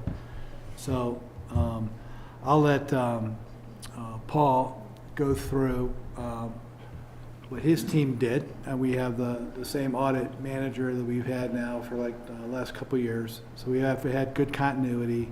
And again, no material findings, and good smooth audit. So I don't know, Paul, why don't you take it away? You did a nice job last year, just kind of going through how how many different documents you looked at and all of the due diligence that you had done in opining on this and kind of the state of our financials. All right, I'm gonna roll through this pretty quick because I know you guys are have been working a long time tonight. My name is Paul Bacchus. I'm actually over in Edwards, Colorado. I'm with McMahon Associates. We audit, I think, pretty much every government in that area, from Aspen to Picking, Garfield County, down through Carbondale, Glenwood, so forth. As Doug mentioned, we basically set up a website. I'm going to actually share my screen here. We basically set up a website, and then we assign 4 people to your engagement. So we try to keep one consistent person on the engagement, have one new person on the engagement, and then the rest kind of fall according to the schedule. When we're doing an audit, it's really planning, fieldwork, and reporting. This is your actual audit documents. The planning part really is kind of 2 main things. We're going through reading the minutes. I feel like I've sat in on these board meetings all year long, and we're looking for anything that you guys approve or authorize that has a financial impact. And then the bigger part is going through the internal controls. So you can see here's internal controls over rec, building planning, cash disbursements, cash receipting, how our journal entries made, police, payroll, public works, sales tax. And then kind of the older model of auditing used to be randomly sampling stuff. We don't really do that anymore. We use kind of data analysis. So I just thought I'd give you a quick preview of what we did on your credit card transactions. So we actually pulled all your credit card transactions from UMB Bank. And then we can run outliers on it, and which is kind of a mathematical way of saying what does not look like other transactions. And you'll see on here there was a transaction to Park Warehouse for $7,000. That's going to come up later. And then we kind of look at certain ones of those. We also run an analysis called Benford's. Any of you that are math nerds know that if you take a database of numbers, number 0 will show up 12% of the time, 1 will show up 11, 9 will show up 8%. And we look at that just to see if you fall within the band, and you see you do here a little bit out on number 9, but we did some procedures on that. And the reason that you would do that is if you have a $5,000 purchasing policy and we see a lot of 4s or a lot of 9s, we know that people are trying to run through, $4,900 transactions, maybe 2 of them, to get under the purchasing policy. We can also run through and run, where are the most transactions occurring? What are words and phrases? So you can see this particular credit card, we went through appreciation card, direct, gift card, staff, ATM, cash coin, so forth. I had my first Ticketmaster, OnlyFans transaction this year. That was a fun meeting. And you can see liquor showed up as one of them. And we went through, and this really relates to your concert series in the park, and really was all okay. And so that's the kind of transaction testing that we're doing. We then go through and start verifying numbers as part of field work. So the field work section is going through looking at all the cash and investments. So if your financial statements say you have X dollars in the bank, we know that you have dollars in that bank. If someone owes the town money, we want to make sure it's being followed up, it's collected. Have we collected the correct property taxes? Are we collecting everything we should for sales tax? If people aren't paying, are we following up on making sure that we're sending them to collections or whatever our collection policy is? Same thing with water fund and proprietary funds. We go through all your capital assets. So as you discussed today, if you do an infrastructure improvement, we want to make sure that that gets capitalized, appreciated appropriately, insured if it's vehicles and personal property like that. We go through all the expenditures. Did you follow your procurement policy? Was stuff paid timely, no interest, no late fees, and is it coded to the correct account? That was all good to me. I hate seeing interest or late fees, and you guys didn't have any of that. We go through all your payroll. So we have your payroll policies in here that you've approved and did for payroll employees being paid according to the policy. You also have a police pension plan that is part of the state pension plan that we have to do certain procedures on. We go through all your debt obligations. So when you issue debt, there was promises made by the town to follow certain requirements. We go through and make sure that you followed all those, so you remain having a good debt rating. We go through all your leases, make sure they're handled correctly. All your technology agreements have to be handled a certain way. Going through your equity, trying to make sure that we have the correct restrictions on everything. And then there's other things like ballot questions you have here that you promise the electorate to handle certain dollars a certain way. We want to try and make sure that we're following through on that. We go through state statutes, trying to make sure we understand that, and then federal grants. And the goal, so all of that, as Doug mentioned, looks like 412 different work papers that we scanned in. And the goal is to produce audited financial statements, such as this. And it's a painfully long report, and I apologize. If I was reporting to just the council, it wouldn't be that long. But you can see your report is 123 pages. And the reason it's so long is because it's really not just for council. I mean, yes, it's part of council's due diligence to make sure that you've kind of handled town dollars appropriately. But this is going to go to your banking relationships, your insurance relationships. It gets uploaded to an SEC website, goes to all your bondholders, goes to the state auditor, all the state departments. Your state highway user report is included in here for Colorado Highway Department to make sure you get your highway dollars, federal government for federal grants. So there's just a lot of different uses. I'm not really going to spend much time on it at all. I'm going to go through a couple highlights. It's covered by independent auditor's report, and this would be referred to as a clean or an unmodified opinion. And if you actually spent some time in the numbers, what you'd find is it really kind of follows your financial plan. There wasn't anything that struck me as a surprise there. Basically, we added $800,000 to the general fund last year, $1.1 million to your restricted fund, and then we drew down our capital fund, $4.9 million, largely as a result of your streetscape projects. There's a lot of additional information in this report, but what I'm going to jump to is a letter. And this letter is from us, independent auditors, to you as governing board, and Doug kind of alluded to some of this. We have to tell you if there's any significant changes in accounting policies. There really hasn't been. That would drive financial results. We did implement some new standards, but it didn't change the numbers a whole lot. What are the biggest estimates? Sometimes you have hard to estimate items, environmental liability, illegal liability. You don't really have any of that. It's, are we going to collect our receivables? Historically you have, and I don't anticipate that'll change. How long are your assets going to last? You follow standard useful lives, I wouldn't change that. And then the police pension liability from FPPA, we have to apply certain calculations to that, but those are all pretty much based upon FPPA's actuaries. No difficulties in counterperforming the audit. Your team, even though they're small in number, they're mighty in what they get done. You saw all those work papers.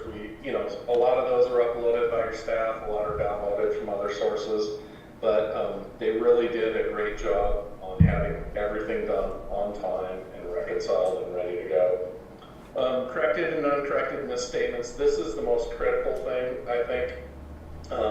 It's basically, did we have significant journal entries? And the answer is no. And that means the information you get on a regular basis is accurate and you can rely on that as a council. No disagreements with management. I don't know that it's rare that we would ever have that. Your staff signs I didn't lie, cheat, or steal letter. There is two things that I'll just point out. There was a standard change for capitalizing assets, but I don't think that's going to impact the town a whole lot, but that's more just making sure that you guys know that we're aware of it. A lot of times I get emails, hey, did you see this? Yeah, and we'll make sure that you guys comply with that. There is two recommendations. One is there's been a little bit of a change. And this actually, I added this last minute, so this wouldn't be in the letter that you got, but it is going to be in a hard copy that your staff has. I just want to make sure that you guys are aware as you're undertaking these projects. In the past, if you individually purchased an electric car, you'd be eligible for a $7,500 green credit. Governments and nonprofits were not eligible for that because they didn't pay taxes. That has changed, and you now can file for a refundable tax credit. So, like school districts, I'm working right now on getting them $40,000 back for electric school buses. Any vehicles you purchase that meet the basically are electric vehicles, you can get $7,500 back. If you put in electric chargers, depending on where some of the equipment is made, it has a domestic content calculation, but you can get up to 30% of that refunded. And then solar, geothermal, or wind. Also, where I see that a lot is solar panels on government buildings. So just be aware of that. We can work with your team on what needs to be filed. But if you have that, this is going to be in effect through 2025. It's actually a dollar amount that runs out, so I can't give you an exact date, but most people estimate that it will be available through at least some point in 2025. And then the only thing that we did notice is, I think I showed you on that purchasing card, we did notice that there were some charges over $5,000. And those actually need to go through per your purchasing policy, usually a town manager or other such person authorized, but when it's occurring through a purchasing card, that's not happening in advance. And so, we audit the policy. You guys can decide whether you want to maintain that $5,000 limit or reduce the card charging ability to $5,000 or how you want to handle that. But there were charges over $5,000. Not anything that concerned us. They were all reasonable charges, but it didn't meet the letter of the law that you've set forth in your procurement policy. Paul, that is Paul, either a quick... Paul, just for a second, I want to just on that one particular point. I mean, I looked through that too. There was, every town employee has a credit card. And shoulder seasons, there's probably 80 to 90 charges a month. And during the high season, there may be 140 or so a month. So over the course of the year, there's probably, 12 to 1,300 charges that are made. That was the only one I was able to identify that was over $5,000. And the construct of the credit cards is that the credit limits are limited to $5,000 unless you're a department head. So the only way you can ring the bell or going over the procurement policy would be a department head. So in this particular instance, we did have, if you remember last meeting we did an amendment, it was in the consent agenda, where we amended two different contracts that had a contract amount that was 10% different than what was presented when the resolution was made. And that was going to accord in the Hoyle to the procurement policy. So when we had this particular instance, there were some relatively new people that were unfamiliar with the policy. and we did do a refresher of the policy. I did a little cheat sheet of the policy. We went over at the town manager's meeting on Monday. So not to make a tempest in a teapot, but it wasn't taken lightly. That we should have all of our expenditures just be 1 out of 1,200. I mean, that's one too many. And that what we did do is address it. And I believe that the steps we were taking were appropriate. So I just wanted to add that context, Paul. Sounds great. Unfortunately, we're not very nice as auditors. All right. So when we see it, we put it in the letter, but I'll leave it up to you guys to decide, whether that's an adequate action or not.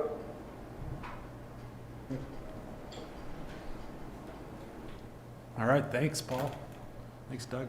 So that's what we got. So we, I guess we need a motion to approve the financials. Does anybody have any questions or at this point? Congrats on the clean audit. That's a. I know it's not fun. Appreciate you doing it. Yeah, and I would make that a motion to accept the audit. The language is usually accept is probably what I'd use. Mayor, I move that the town council accept the 2023 audit. Second. Been moved and seconded. All those in favor, please signify by saying aye. Aye.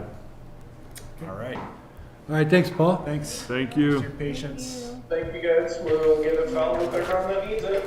All righty. Have a good evening. We'll see you. Thanks for your time. Here with me. All right, next up, item 7B, first reading ordinance number 7, series of 2024, an ordinance of the Town Council of the Town of Basalt, Colorado, amending Chapter 13, Article 2, and Town's Schedule of Fines, Penalties, and Administrative Fees related to water service charges and tap fees, and amending the town code to incorporate such fees and charges into the fee schedule at Appendix C. Ryan, Doug, and Catherine. Yeah, thanks, Mayor and Council people. Tonight we're bringing to you an ordinance that outlines the scheduled increases to the town's water rates. As a reminder, staff had been working with the JVA, or a team led by JVA with the support of Raftelis on that water utility master plan, which you all adopted at, I believe it was your last, or 2 meetings ago on May 14th. And as part of that master plan, there was a suggested rate increase schedule of about 4% per each year, and also a slight adjustment to our tap fees. So the suggested rate increases will allow for the water system to remain in good standing financially as we continue to be proactive around our capital projects with the town. I think Public Works staff has done a really good job, as you all heard, on maintaining, and we want to just keep doing that into the future. And I think Doug might have a little bit of summary around the work that he did with Raftelis specifically, to make sure that that he was in support and felt comfortable with those rate increase recommendations. But then otherwise, that ordinance is drafted to help us codify those recommendations. Yeah, I just not to chew up a lot more time on the shot clock here, but we did go through that model with great intensity. And I think that what we were looking at doing was that we have a big capital project coming mainly in the distribution area and specifically meters. And, I thought with, a big increase was going to be a non-starter for the town. And I thought that we don't have enough reserves to cash flow it. So we're going to have to do a combination of the rate increase. We're going to have to probably end up borrowing some money, and we're lending, also have some assistance with some grants. So I think all 3 levers are going to have to be pulled. And we ended up doing that was part of the JVA Ractelis study supporting this. So I think what Jeff was able to do is we've been doing this by ordinance, and we actually rolled this into what the legal definition of it is right now. The fee schedule. The fee schedule, right? So on the back, the last page here is actually what the rates are going to. It's an ordinance, so we'll have to have 2 readings, and then we'll have to have a waiting period for it to actually be effective. So all of this will basically mean we can't get the rates effectively increased until September 1. And there'll be another increase contemplated January 1. so. Yeah, I'll just add briefly that it's just the rate component. It wouldn't be effective until, just from that timing standpoint, until the fourth quarter. But all the other fees, like increase in tap fees, would be effective in our normal effective date with the ordinance. And then just to explain the fee schedule, once upon a time, the code had different fees, penalties, charges just throughout the code. And over time, what we've tried to do is take all of those out the code, put them in a consolidated schedule that is an appendix to the code. So whether it's a fine for a parking ticket or a speeding ticket, it's a charge for staff time dealing with a certain issue, it's an application fee, it's all in one spot so people can find it. And so that's what we're now doing with the water and stuff as well. That makes sense. Easier to manage. And it's 4% increase, right? That's pretty much across. Okay. I have a quick one. Yeah. I noticed in the EQR schedule, a single EQR was $82.50 a quarter, like a service fee. And then it was reduced for seniors to 50% of that. I just wonder how the word's getting out, because I read that and went, oh, maybe I should look at my water bill. Just correct me if I'm reading it Yeah, wrong. so the base fee is a reduced amount, so you have to submit a letter to me, and then I end up approving that letter. You gotten any? Yeah, we have some people that are on that, yeah. Can we include that in the next cycle of billing or something, so people know they can apply for senior discount on their EQR? We have a lot of seniors here, so we might have to redo the entire I know, that's why. schedule. And there's I don't bathe as much as I used to either, so. it's Right, okay. right. The code has the Showers. specific qualifying Yeah. criteria. Is it just, I can't remember, is it just an age or? I think it's, I don't remember if there was, income related also. If it I was didn't just see age that, triggered but- or not. I don't Yeah, remember. my friend on the hill she would be very happy to learn that. Mhm. Probably know what I'm talking about. Yeah, and she Yeah. actually has it. She good, yeah, good. Well, that was my question. Yeah. Okay. Any other questions or comments? Otherwise, I'd entertain a motion. Mayor, I move that the town council approve ordinance number 7, series of 2024 on first reading and set the public hearing and second reading for June 28th, 2024. Second. It's been moved and seconded. Pam, will you please call the roll?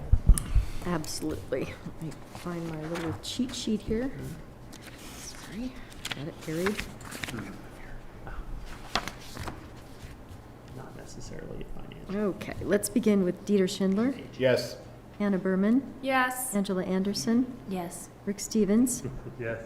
Angel Dupre-Bouchard, Yes. Brian Slack, Yes. David Knight. Yes. Motion carries unanimously. Thank you. Thank you.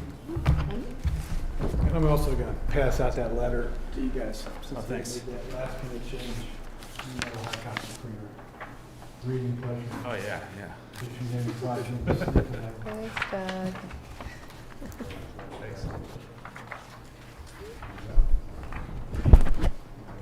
Thank you. All right. Next item up, item 7C, public hearing and first reading, ordinance number 8, series of 2024. An ordinance of the town of Basalt, Colorado, approving amendments to municipal code, section 16.4 zoning definitions, section 16.22.5 maximum size for residential units, and section 16.203 renting of rooms and housing units to amend maximum occupancy requirements for dwelling units and to clarify a maximum floor area in the R1 and R2 zone districts. James. Yeah, thank you. This is a public hearing and a first reading of an ordinance for 2 code amendments that are proposed by staff. The first amendment changes the definition of family in the zoning section of the town code, as well as changes sections 16-203A1. And this is to remove the occupancy limit that's in the town code of not allowing more than 3 unrelated people in a dwelling unit. The purpose of this amendment is to bring our code into compliance with new state legislation, a House bill that was passed and signed into law recently, which prohibits occupancy limits unless it's for building code and life safety requirements. So staff has replaced the language that prohibits more than 3 unrelated people with a limitation of occupancy in a dwelling unit of not more than the building code or fire code would permit. And once again, that's to bring it to consistency with state law. The Second Amendment is to clarify the town-wide 5,000 square foot cap that applies on residential properties. And so in the R1 and R2 zone district, this limitation would apply on a per property basis instead of a per dwelling unit basis. This really isn't a change in how it's been interpreted over time, but the town attorneys indicated that we should look at clarifying the language and making it more clear that it's on a per property basis on the R1 and R2 zone districts. The Planning and Zoning Commission, and I'll expand on that, it looked like there was some questions maybe. The other zone districts for residential have maximum floor area ratio limitations, and so those and oftentimes don't allow you to even get to the 5,000 gross square foot cap, but the R1 and R2 zone districts don't have a maximum floor area ratio. So we've got this limit of 5,000 gross square foot, and it's been interpreted on a per property basis, and so we're trying to bring the code kind of into clarification and conformance with that. The R1 and R2 zone districts are the low density zone districts, so you don't get a second unit on a property unless you go through a special review process, and so the floor area has been limited through that special review process to 5,000 square foot per property. So staff would suggest asking questions if you have them, and then taking public comments, and we would recommend approval of the ordinance on first reading. Any questions on this one? Yeah, sorry. Sure. R1 and R2, do they allow ADUs? They don't allow ADUs currently. Did they in the past? No, I don't believe so. It's always been R3 TN has been our ADU zone district. So I was under the impression that if you were attached in R2, this was years ago, that you could do an ADU. You have to go through special review to do what we call in the code a two-family dwelling, basically, so it's not technically an ADU, but it has been limited to 5,000 gross square foot when you went through the special review process in the past. One of the things that came out of the Pickens County Advisory Group was residential TDRs, Sure. which I thought was a great idea. And it really, you could take a house that's 2,800 square feet, and you could sell your 2,200 square feet of additional square footage to somebody who wants to build a house in an area that could go bigger, like you say, on a per lot basis. And the idea behind that was areas like Cemetery Lane and some others that had smaller homes, that the people could stay in their homes, sell a TDR to someone that was in another zone district, and they would get that income to electrify their home, or remodel or add an ADU, or allow for a buy-down opportunity for somebody down the road, a family member. So it was really kind of an innovative idea, I thought, and I looked at Basalt and the R2 where I live. There's opportunities there, and you put the density in the core, and you make the best of existing buildings. So if somebody's going to scrape and replace a 2,500 square foot house with a 5,000 square foot house, they have to buy that 2,500 square feet from somebody else. And it's really to maintain the kind of life residential single family environment here. It might be something to look into. It's a future discussion, obviously. It was really an interesting idea. That's why they went from 15,000 to 9,750 also. So the whole TDR program's shifting. So there's going to be, and somebody questioned the market, but I think they just sold a 2,000 square foot TDR for like $1.8 million. It's a live it's in play. But otherwise, fine. This just kind of makes the language consistent across the different zone districts is what this one Yeah, does. It clarifies that. basically because the R1 and R2 don't have that maximum FAR that every other sub-district has. Mayor, I move that the town Wait, council. before we do that, we gotta do a public hearing. So I will open the public hearing. Is there anybody out there? Not if you can hear me. Okay, I will close the public hearing. You sure? Okay. Mayor, I move that the town council approve ordinance number 8, series of 2024 on first reading and set the public hearing and second reading for June 28th, 2024. Second. All right, it's been moved and seconded. This doesn't deal with money. Can we do a voice vote on this one? Yeah. All those in favor, please signify by saying aye. Aye. All right, thanks. Is it any problem that June 28th is a Friday? It's really Take June it back. 25th. Make Oh, it June 25th is 25th. the next, Sorry. yeah.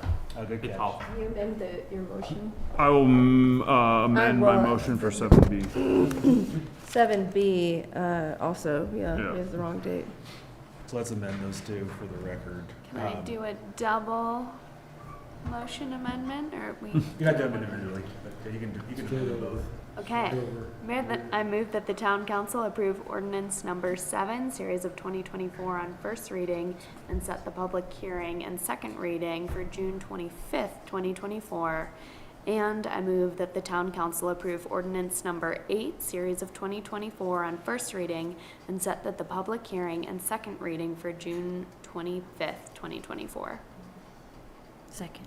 Been moved and seconded. Are we good with that amendment? That's fine. Yeah. Okay. Let's do a voice vote.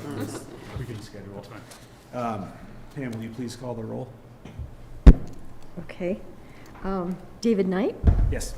Dieter Schindler, Yes. Hannah Berman, Yes. Angela Anderson, Yes. Rick Stevens, Angel Dupré-Bouchard, Yes? Ryan Slack. Yes, sorry. Motion carries unanimously. Thank you. All right. Sorry, I didn't catch on the first one. One more. So we have an executive session, and I would entertain the motion, suggest a motion there to enter that. Mayor, I move the town council enter executive session for a conference with our attorney for the purpose of receiving legal advice on the specific legal questions in accordance with CRS 24-6-4024B, more specifically to discuss pending litigation related to GBM LLC versus Town of Basalt. Second. It's been moved and seconded. All those in favor, please signify by saying aye. Aye. All right, we're entered.